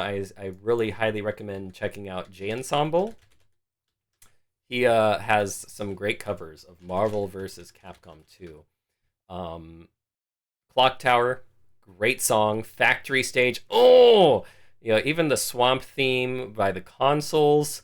Check these out. This is some good stuff. There's even a MIDI medley of the River and Carnival stage. J Music Ensemble, he's like, we're on that same wavelength, of how we feel with that incorporation of jazz, video games, and Japanese music, etc. But there are some incredible songs in here. I'm just going to show the Clock Tower one and the other desert theme. But I'm like, this could totally work for fighting. I don't know. Like, da, da, da, da, da. But then it calms down. See, then it's like, oh, well, maybe people were getting all pissed that it's like, oh, this is kind of chill.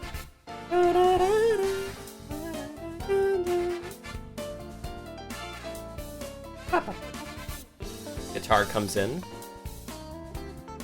So how could you use fighting in jazz?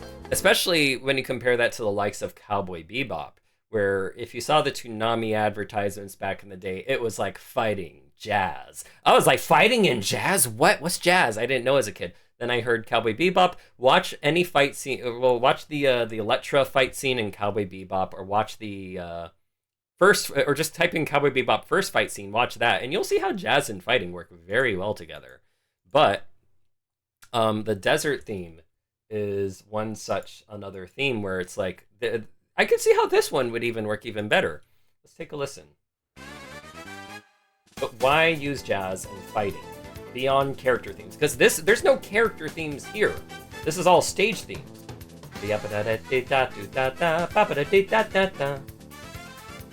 Right? What do you feel from this, Cheeky? Well, as with the other theme that you showed, the clock tower theme, there's a lot of energy. It's very bouncy. And sure, as you said, many people would have frowned on... Sorry. I wanted to make sure I had that. And as you said, many people would have frowned on the usage of jazz music. I mean, I myself, I've had a friend who, anytime there was, a fighting game was being played, or even an RPG or something with action, he would nearly go on a tirade about why it should have been, metal or industrial, Wow. or even just butt rock even, because just that was how he felt. But this sort of music, this energetic, bombastic, this sort of, bombastic feel, that's what you would expect from a game that's, having Capcom characters versus friggin' superheroes. You want this energy, this lighthearted feel to it, because unless you play competitively, you're not going to take such a thing that serious. And not saying that jazz can't be serious. I mean, look at the context here. You got Storm versus whomstever that character with the grenade Jill launcher that's Valentine? compensating for something is. Jill Valentine of Resident Evil. Oh, that is Jill Valentine. Oh, Mm-hmm. she looks so different from what I remember. Goodness. Well, yeah, this is her classic look from the first Resident Evil games, where she had the beret and everything. See, that's one I haven't been exposed to. Oh my. Yeah. But yeah, like But your point stands. exactly, and looking at this is where I talk about Latin jazz and its use for conflict. Now, this has an interesting question and answer kind of style, but then it even goes into something that's, dare I say, like melancholic. Sounds a little sad, like, where did I go wrong in my life? I don't know, but I must hold on. Sorry.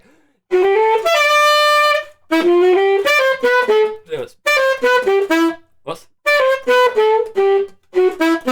But yeah, and it's interesting how this song carries itself, because it has these emotional cues and all this stuff where I'm like, hey, this could be used for an anime opening, like Roll Road chord progression. Now, I don't think that's happening here per se, but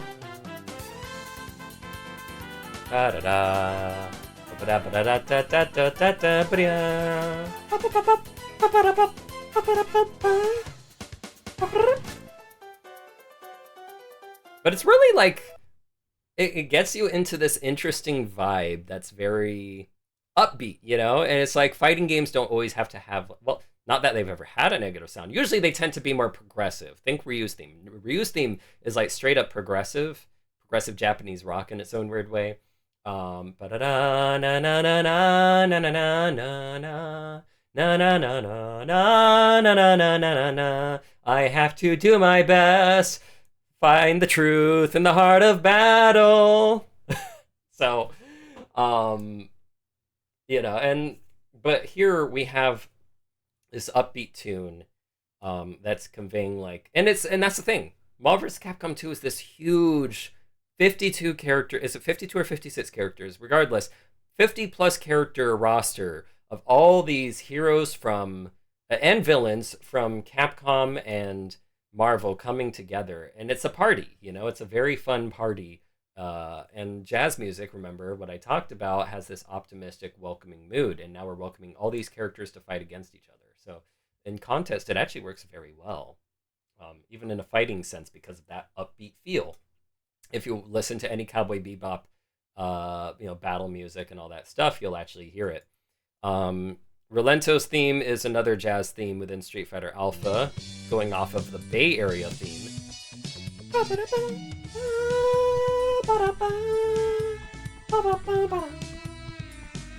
You could hear the sax doing. Oh my gosh, I'm sorry, I have to call that out. It's doing that, you know? So that's interesting that they actually incorporated curling on a saxophone. That's a very accurate like representation. That's so cool. But Street Fighter Alpha 2 with Rolento.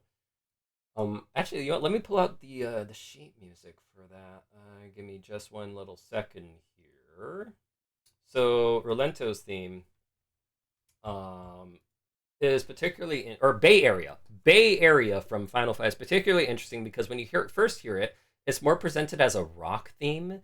But in this contest of Street Fighter Alpha, they just throw in some like they don't really change that much. This song is barely changed from the original. All they just did was give it a jazz band feel. I have this in the wrong key for myself. That's hilarious. This is. Oh wait, no, this is a different version.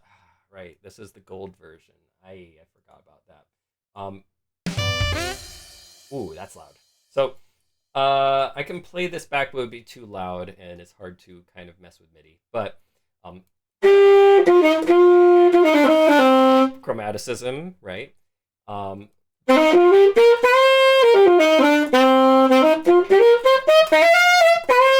So, already incorporating that blues. So there you have it. But why use, in this gold version,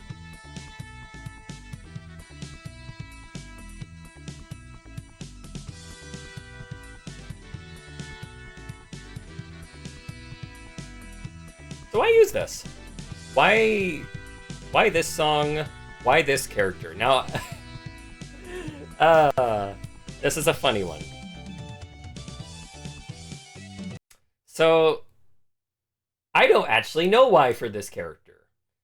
I think it's just because he's a Final Fight character. I think that's literally why. But Rolento actually appears at a different point in the game, so I don't know how we associated Bay Area with Rolento per se, because like he has his own little thing going on. But even regardless of that, I think they just wanted to put a familiar song for people.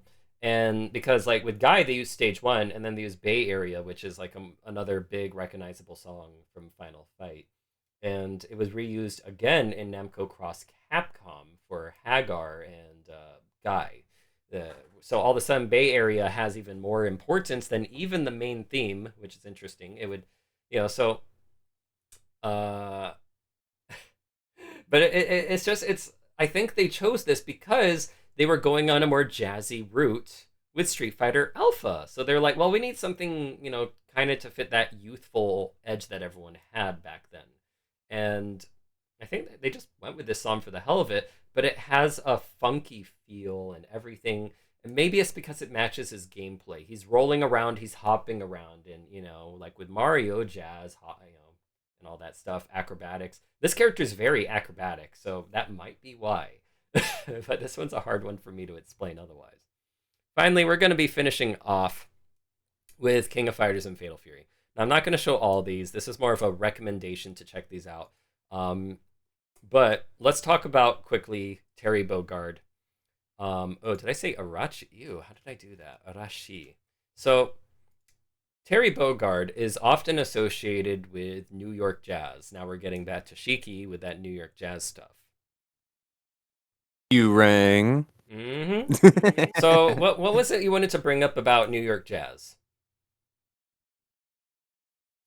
Koyo, that's been like an hour ago. Okay, no problem. Perhaps I could jog your memory. So, Garo City of the Wolves, basically Garo 2, or Fatal Fury Mark of the Wolves 2, or Fatal Fury City of the Wolves, is coming out soon. So this is really relevant for all of you fighting gamers out there. So Terry has his theme in Garo Mark the Wolves known as Sunrise on the Train. Terry is often associated with trains for some reason, trains and sometimes beaches, but most of the time trains, as with his theme, Kurikinton. So let's take a quick listen to Sunrise on the Train. Wait, this is rock and roll. What the hell are you doing, Koyo? What the heck? Well, give it a moment.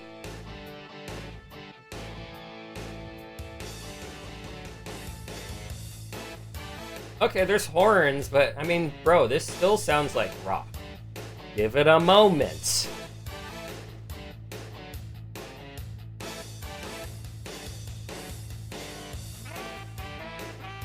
There it is. No, not the fact that there's a saxophone. Oh my gosh, what have I been telling you guys since the beginning?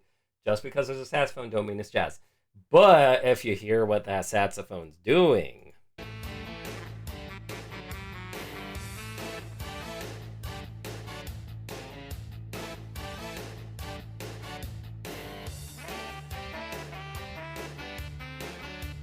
so it is doing blues straight to the max.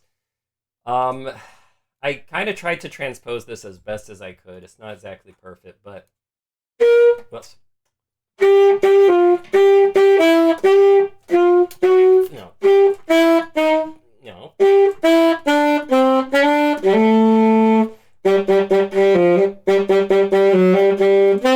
Whoops. There it is. Okay.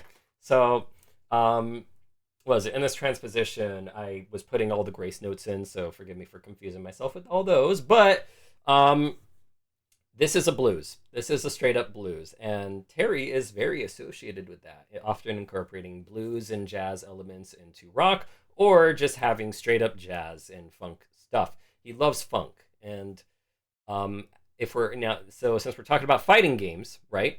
Usually that theme is associated with the character. So here we have this grown up Terry Bogard. He's a dad fathering Rock Howard, his adopted son, who's hit adulthood and they're competing in a tournament together. But Terry, I like this.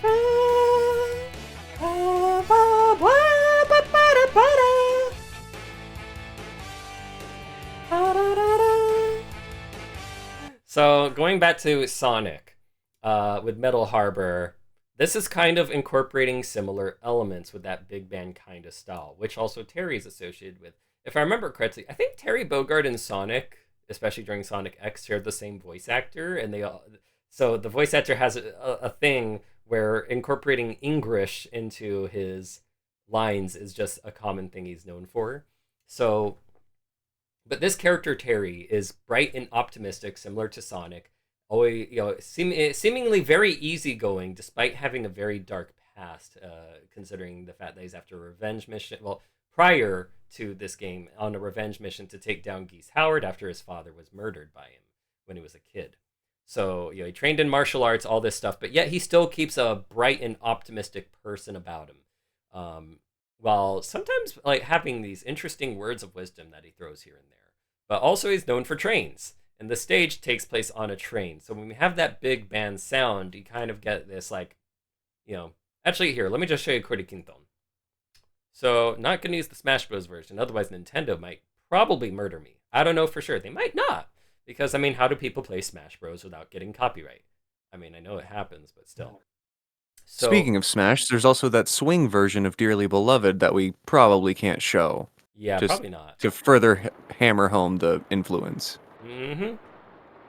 So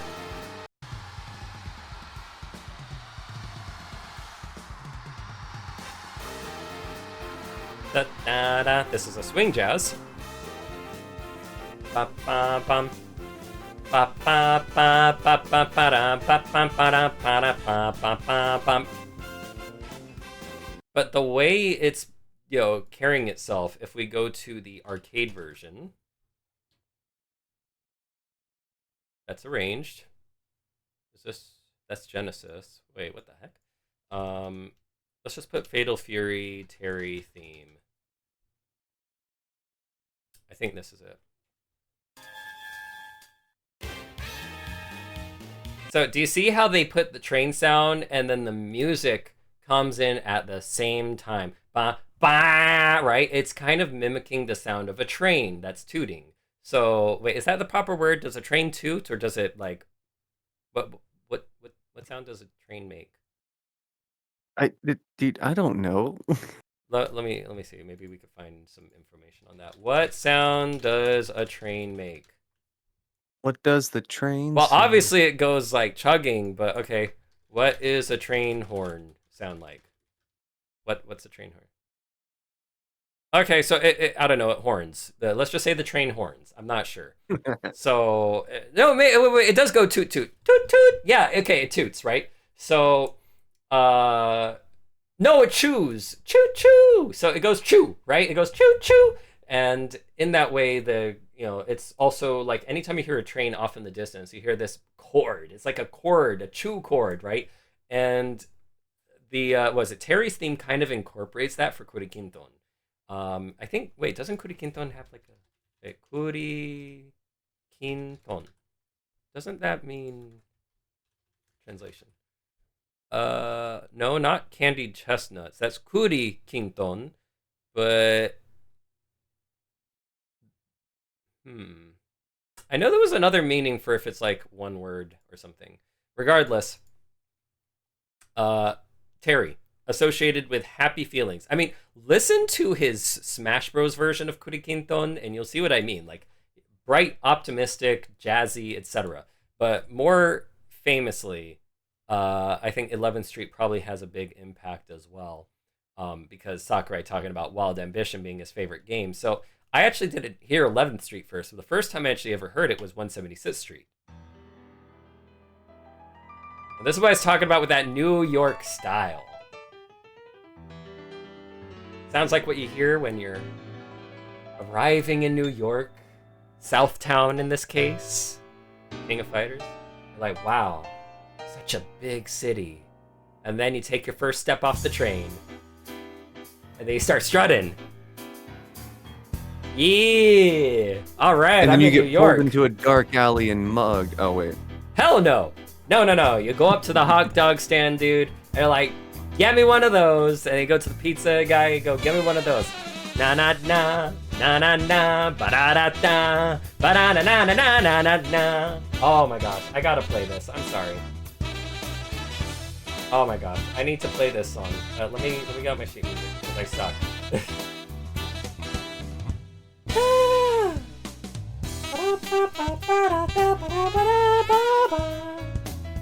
Boop boop boopy da da dee da na na na na na na na.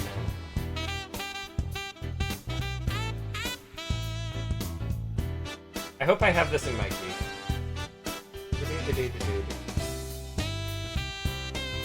Oh, it's so good! But imagine, this is a song you're fighting to if you have the Neo Geo CD, because the CD added all these cool arranged soundtracks. But this is what you're hearing when you're fighting as the Team Fatal Fury. And once again, this song is really mostly to do with Terry Bogard, because Terry Bogard's so heavily associated with jazz, right? Associated with funk, jazz, and sometimes rock, especially if you listen to his King of Fighters 13 theme. But regardless, like what's so cool about, I mean, I don't even need, if anyone hears this, they go, yeah, this is jazz. Why are you, there's nothing to analyze here other than the fact that once again, there's this bright, optimistic feeling that's associated with Terry. Hey, come on. Okay. He does all that cool stuff. He always sounds happy, except for when he sees geese, right? But, he just hates ducks for some reason. I don't know what he has against goose and geese. But the cool parts with this song, oh, okay, maybe I don't have, I think, do I have this set up for tenor sax? I probably do. Let me see. I do. Of course I do. I mean, I could always just, I don't want to make this take longer than it really has to. But regardless, we'll save that for another time. So 176th Street, and then even 11th Street, if we go to that, this is what it's really based off of. Wait, maybe not. Maybe not. But similar feeling. Big, loud and powerful.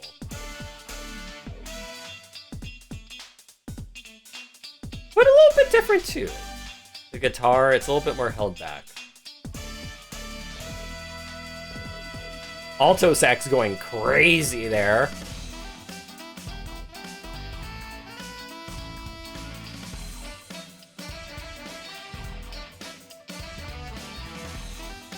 Same song otherwise, just with a few differences. But um, the way a character could be portrayed by their music is such an incredible thing. And this is why I really miss like fighting games having character themes, because there was a point where like I remember Street Fighter 4, it was still doing it, but they had the stage themes as the default. What is wrong with my hands? But they had the stage themes as the defaults rather than the character themes. I remember I was like, what the heck's going on here? And you would only hear the character theme play in the arcade mode when you get to them, as opposed to if you like change the settings or something, right? So, and in this case, jazz being Terry's thing is like this.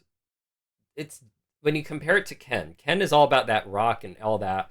He has the flames on his Shoryuken, and he has this very uppity. Like they both are these American dudes who have this bright, optimistic personality. That's why kind of they have like a rival intro in Capcom versus SNK. But what makes them both different is rock and roll for Ken. He's the champ. He is the world's martial arts champ. So, and then also he's a Californian. Like straight up, he's a Californian. You're not going to convince me otherwise. This guy, Ken, has all the Californian kind of like energy going on. Where Terry Bogard, he really feels like he comes from New York. He has that energy in his music and the way he carries himself. And, while both lost a father figure or a father literally, the way Ken was affected by it was not really in the same way that that Terry was affected by it. Terry wants revenge on Geese Howard. Ken is not chasing Akuma around trying to freaking murder him. So that's the big difference there. Rock, kind of a little bit of anarchy, a little bit of rebellion, or a little bit of edge, or just being cool, right? Jazz also has the essence of being cool, but also invites that optimistic brightness or happiness to it. But even more than that, not that rock can't do that either, because don't forget, rock is a derivative of jazz. But in Terry's case, don't forget, jazz also can come from a very negative and sad place. It could come from an area with negative energy. Not that, and see, both have negative energies, but it's the way that's demonstrated. Ken's theme is very motivational. Terry's theme is just this funk jazz, but if you think about the roots of jazz and what kind of music has also been associated with jazz, with the melancholic ballads, kind of going into that kind of roots, right? Those kind of roots. So just an interesting thing about Terry Bogard. We could talk more in depth about him another time. I'll save Funky Isaka for another time. How literally the entire backing track is funky, is some skunk funk. I highly recommend listening to some skunk funk and then listen to Funky Isaka, and you'll see what I mean. It's technically the same song, just a different melody. Arashi no Saxophone, we'll talk about this another day.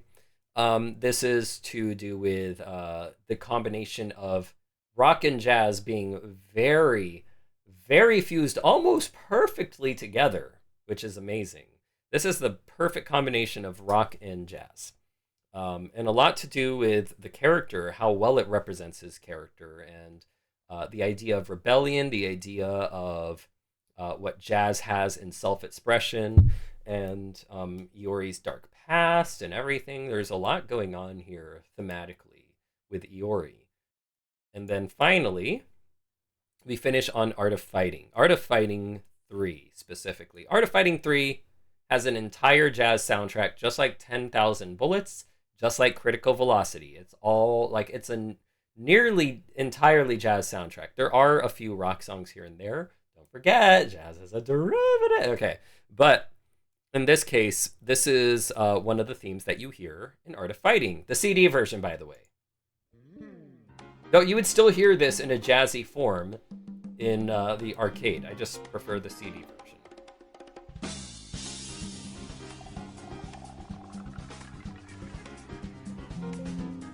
Sorry about that.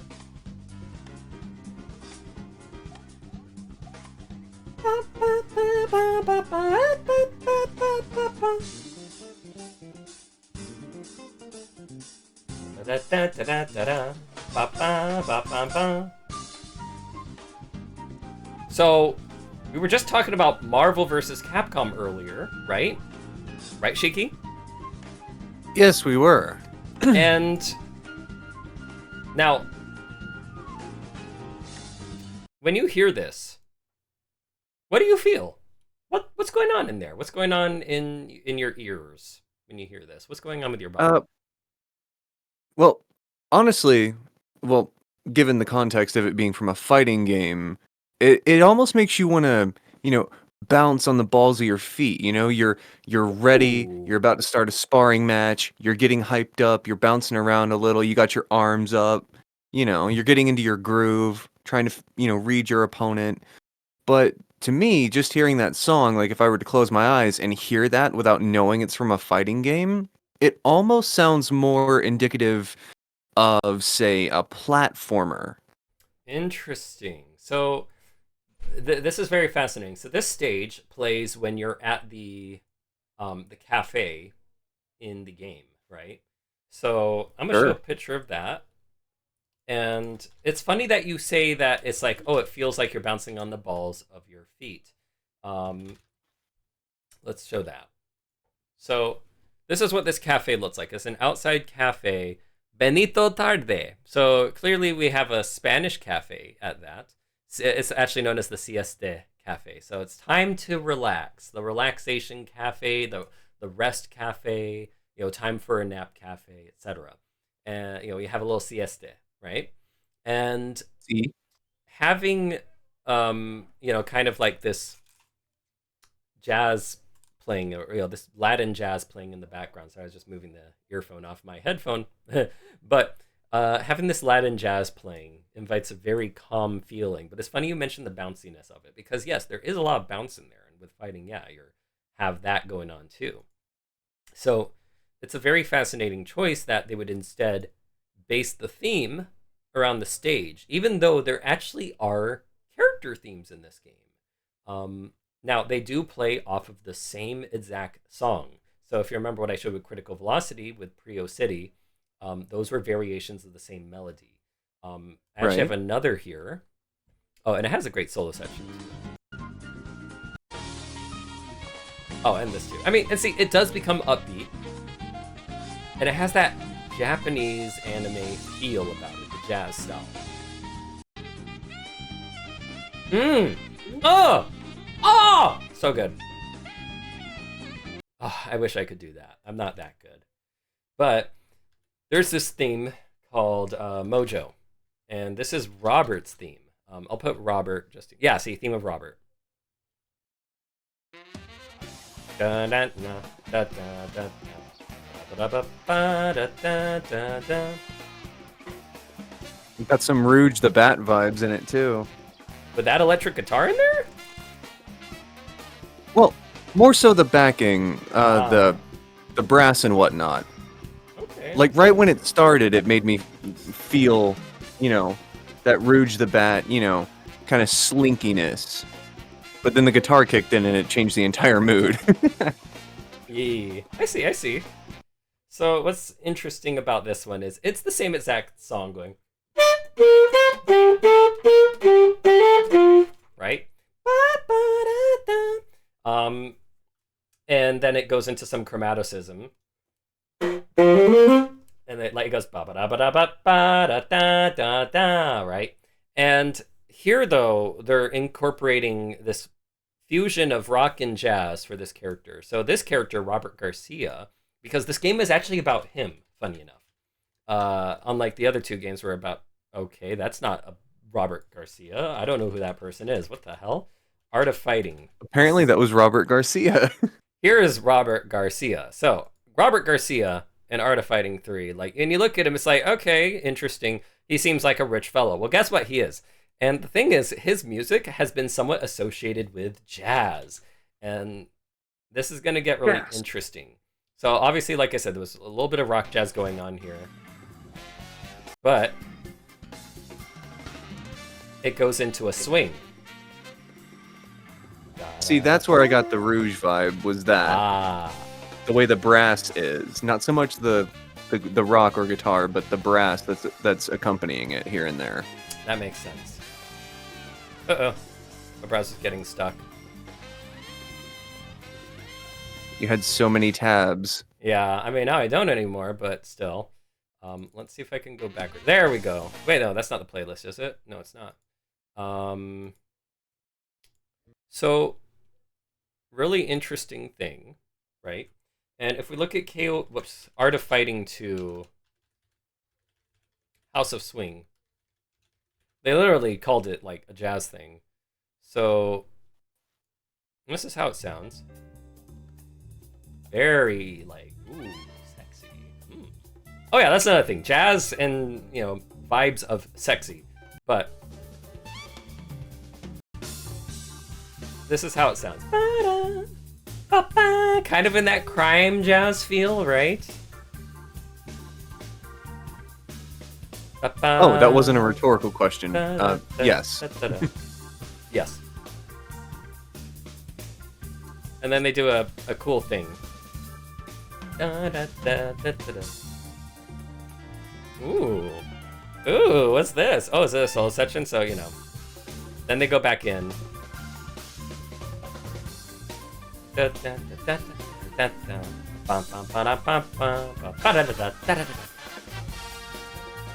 of has that espionage feel, right? Even though it's like that's not really what's happening in the game. But it sounds really cool, regardless, right? And that's the thing about the character. He's supposed to be this cool guy who's rich. He's supporting the Kyokugen dojo, and he's one of the heirs to the Kyokugen. Of course, Ryo's most likely to inherit it, but, well, actually he does.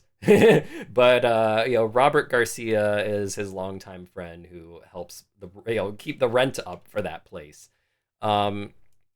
So kind of something to his character there, right? So if we look at some of the other music, there's the boss theme of this game. Actually, no, wait. A little bit more on Robert Garcia. So what's interesting is most of the Art of Fighting music, right, tends to be focused on Ryo. Here's an example.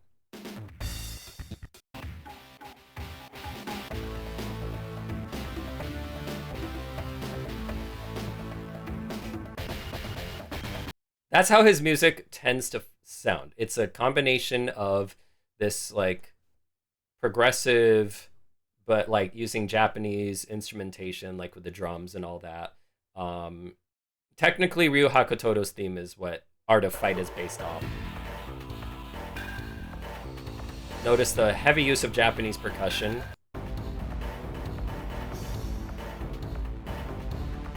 This is the theme that also appears. Art of Fight, that appears in Smash Bros. And then Ryo Sakazaki theme. Like, let's just put some Ryo Sakazaki. Like this one. That his collab in Fatal Fury.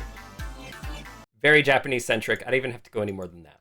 So all of a sudden, King of Fighters 15 comes along. And they're like, oh, here is the new Art of Fighting theme, right? This is what they're going to use. I'm like, oh, okay, it's probably going to do something with Ryo. But see, here's the difference. We have a team of not Ryo, Robert, and Takuma, so you don't have two traditional karate practicing guys. You don't have Ryo, Robert, and Yuri. Once again, we have two traditional Japanese karate fighting characters, a brother-sister duo, and Robert, who's also the karate practitioner as well. This time you have Robert, who's in blue Art of Fighting 3 outfit. You have Ryo, and then you have King, who is a bouncer, or was a bouncer at the time, and she used to always represent Team Woman, the women's team in King of Fighters. Now, in the women's team in King of Fighters, it's often associated with jazz. And Robert Garcia is associated with jazz. So guess what? We have a 2-to-1 ratio. What does that mean? Oh yeah. Oh yeah. This is happening.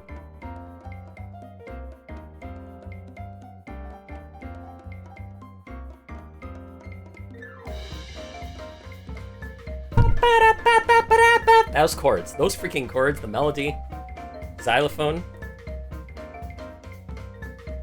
Actually, I wonder what the notes are for this. Yeah. Oh my gosh.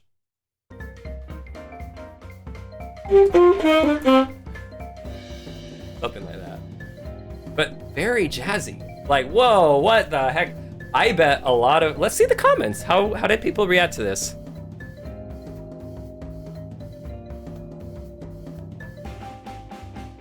SNK never loses their jazz touch they've had since the 90s.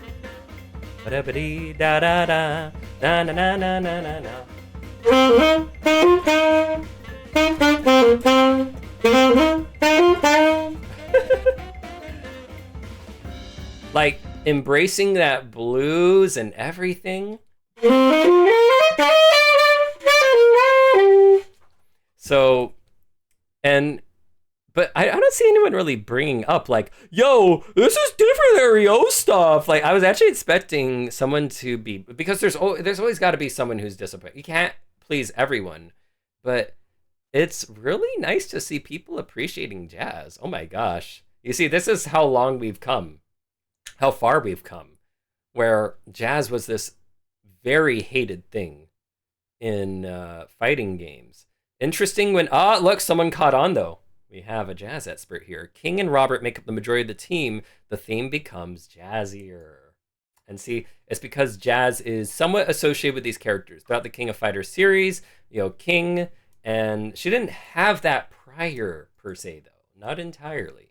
But let's finally finish off with the idea of conflict in jazz.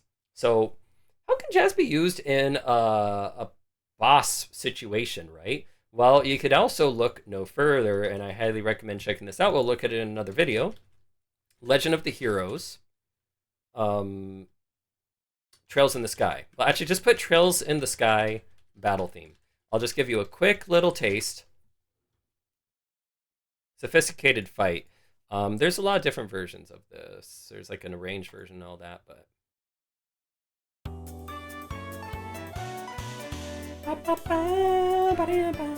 This really has that anime jazz vibe, but goddamn is it good.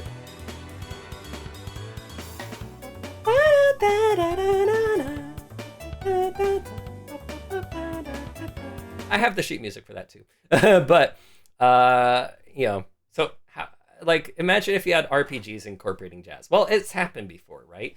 And how do you get into the boss theme aspect of that? Well, this Latin jazz is really good way to get into it. Let's give it a listen.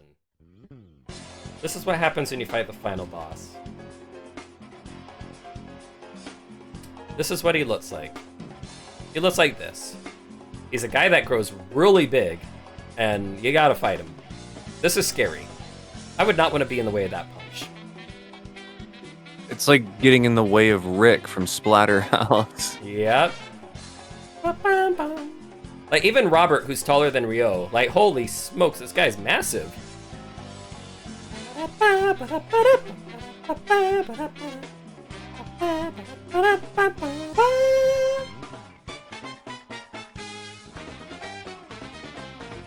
And then I want to talk about this solo section. Because this is very important. We have a salsa going on. Or is that a samba? Might be a samba, but still.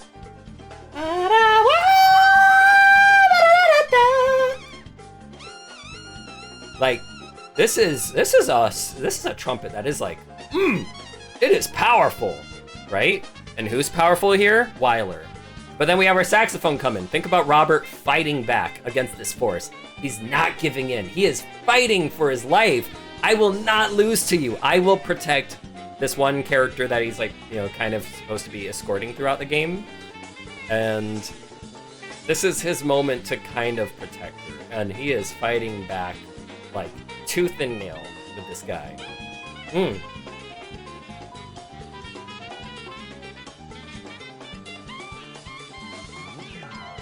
Oh, sexy. Incredibly sexy solo from the saxophone and incredibly powerful solo from the trumpet. So what they did was, well, they didn't trade fours, didn't trade eights, nothing like that, but they did, go from it was it solo sections can involve more than one instrument. Usually, someone has their part, then the verse repeats again, and then the other instrument comes in. So in this case, we started with this trumpet that was really trying to play this powerful tune, right? Improv sections are not really like a premeditated thing. They come from, well, they're improv. They come from the heart out of nowhere, right? So in this case, for this song, for this game, for this moment, they have this Latin jazz that's feeling, like that's very conflicting. It's like there is a fight that is happening, but it is the damn classiest fight you have ever seen. But when that trumpet comes out, you can feel Weiler with his big muscles going like, oh my gosh, like he's coming at Robert, right?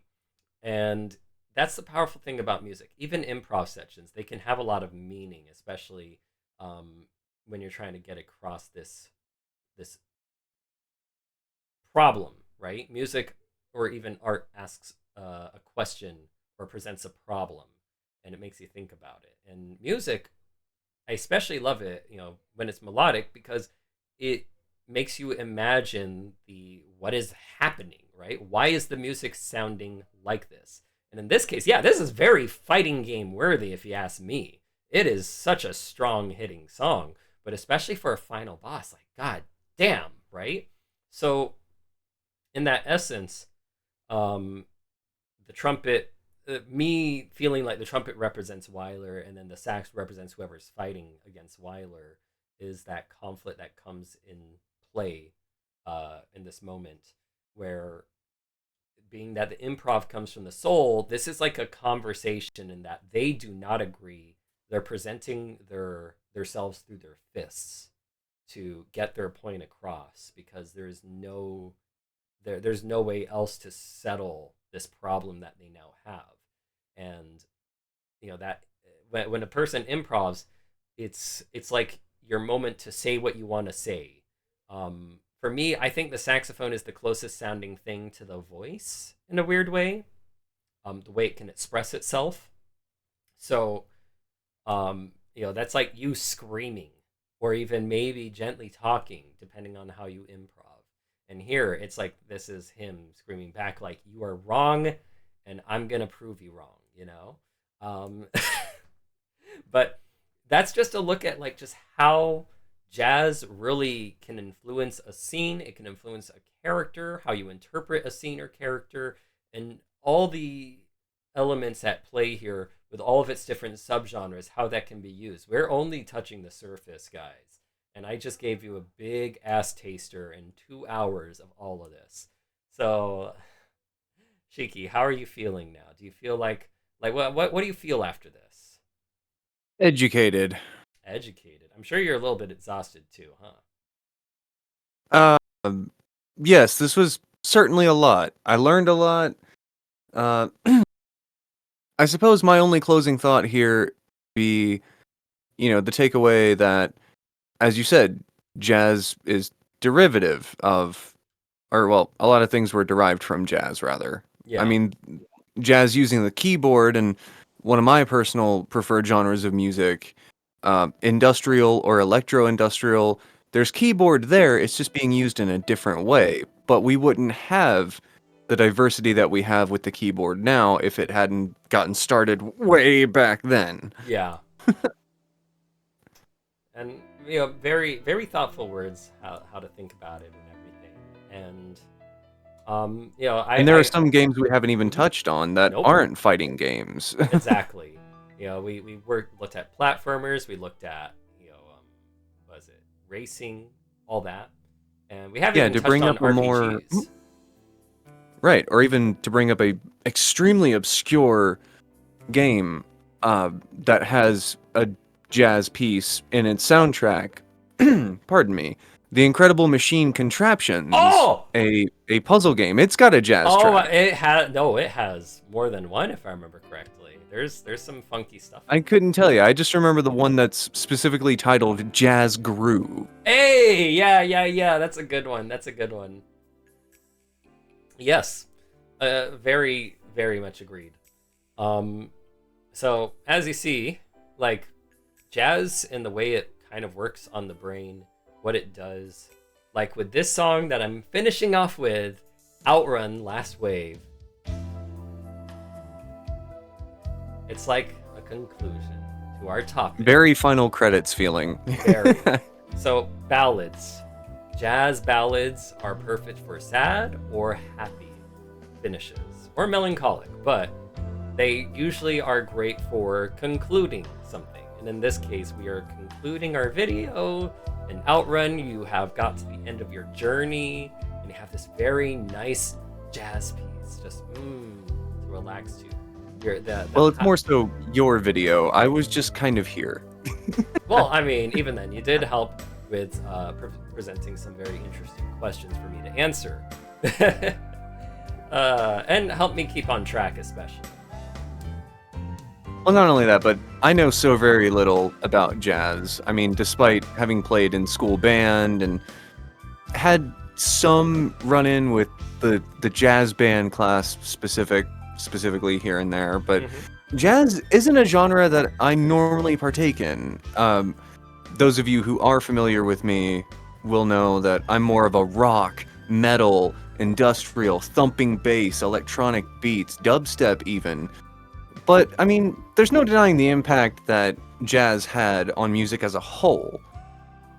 Exactly. And how do you feel having heard and, even be witness to so many different types of jazz? Well, prior to you hitting record, we did look at the jazz tree, which is not very, it's not very shocking that it's as, far-reaching and complex as jazz itself. Which this can be said for any genre of music, really. I mean, for every main genre there's going to be subgenres of it. I mean, with dubstep, you have subgenres like glitch step. With rock, you have hard rock, alternative rock, or even lighter rock, like the band Chicago, whom I used to be a big fan of when I was younger. There's all sorts of, subgenres with jazz, as Koyo's pulling up here. So, undoubtedly, I mean, there's even gospel hip hop up there. Yeah. So there's definitely something for everyone. I mean, I myself, I've come to enjoy the more energetic, bouncy, chaotic jazz. Right now, we actually have a little bit of a gospel organ jazz going on here. Oh yeah, there is an organ in there. They're really getting in touch with their soul. Or that could be a keyboard tuned to be an organ. So soul jazz, that's a big one too. And that's happening right Chicago now. blues. Oh yeah. So as you see, jazz is insanely far-reaching, even leading to hip-hop and everything. Jazz, I don't know how we would have like a lot of certain songs without jazz. Jazz is just, it created the fundamentals of everything, but yet a lot of things will simplify from jazz, not using the 7ths and 9ths and 11ths and 13th chords. Oh my gosh, those are insane. But regardless, we're at the end of our journey. Hopefully all you guys enjoyed this look at jazz. Have a good day. And maybe like me, you'll have learned a thing. Exactly. Jazz hands, anybody? Okay. Anyway, have a good day, have a good night, and look into some jazz. Do it, you won't.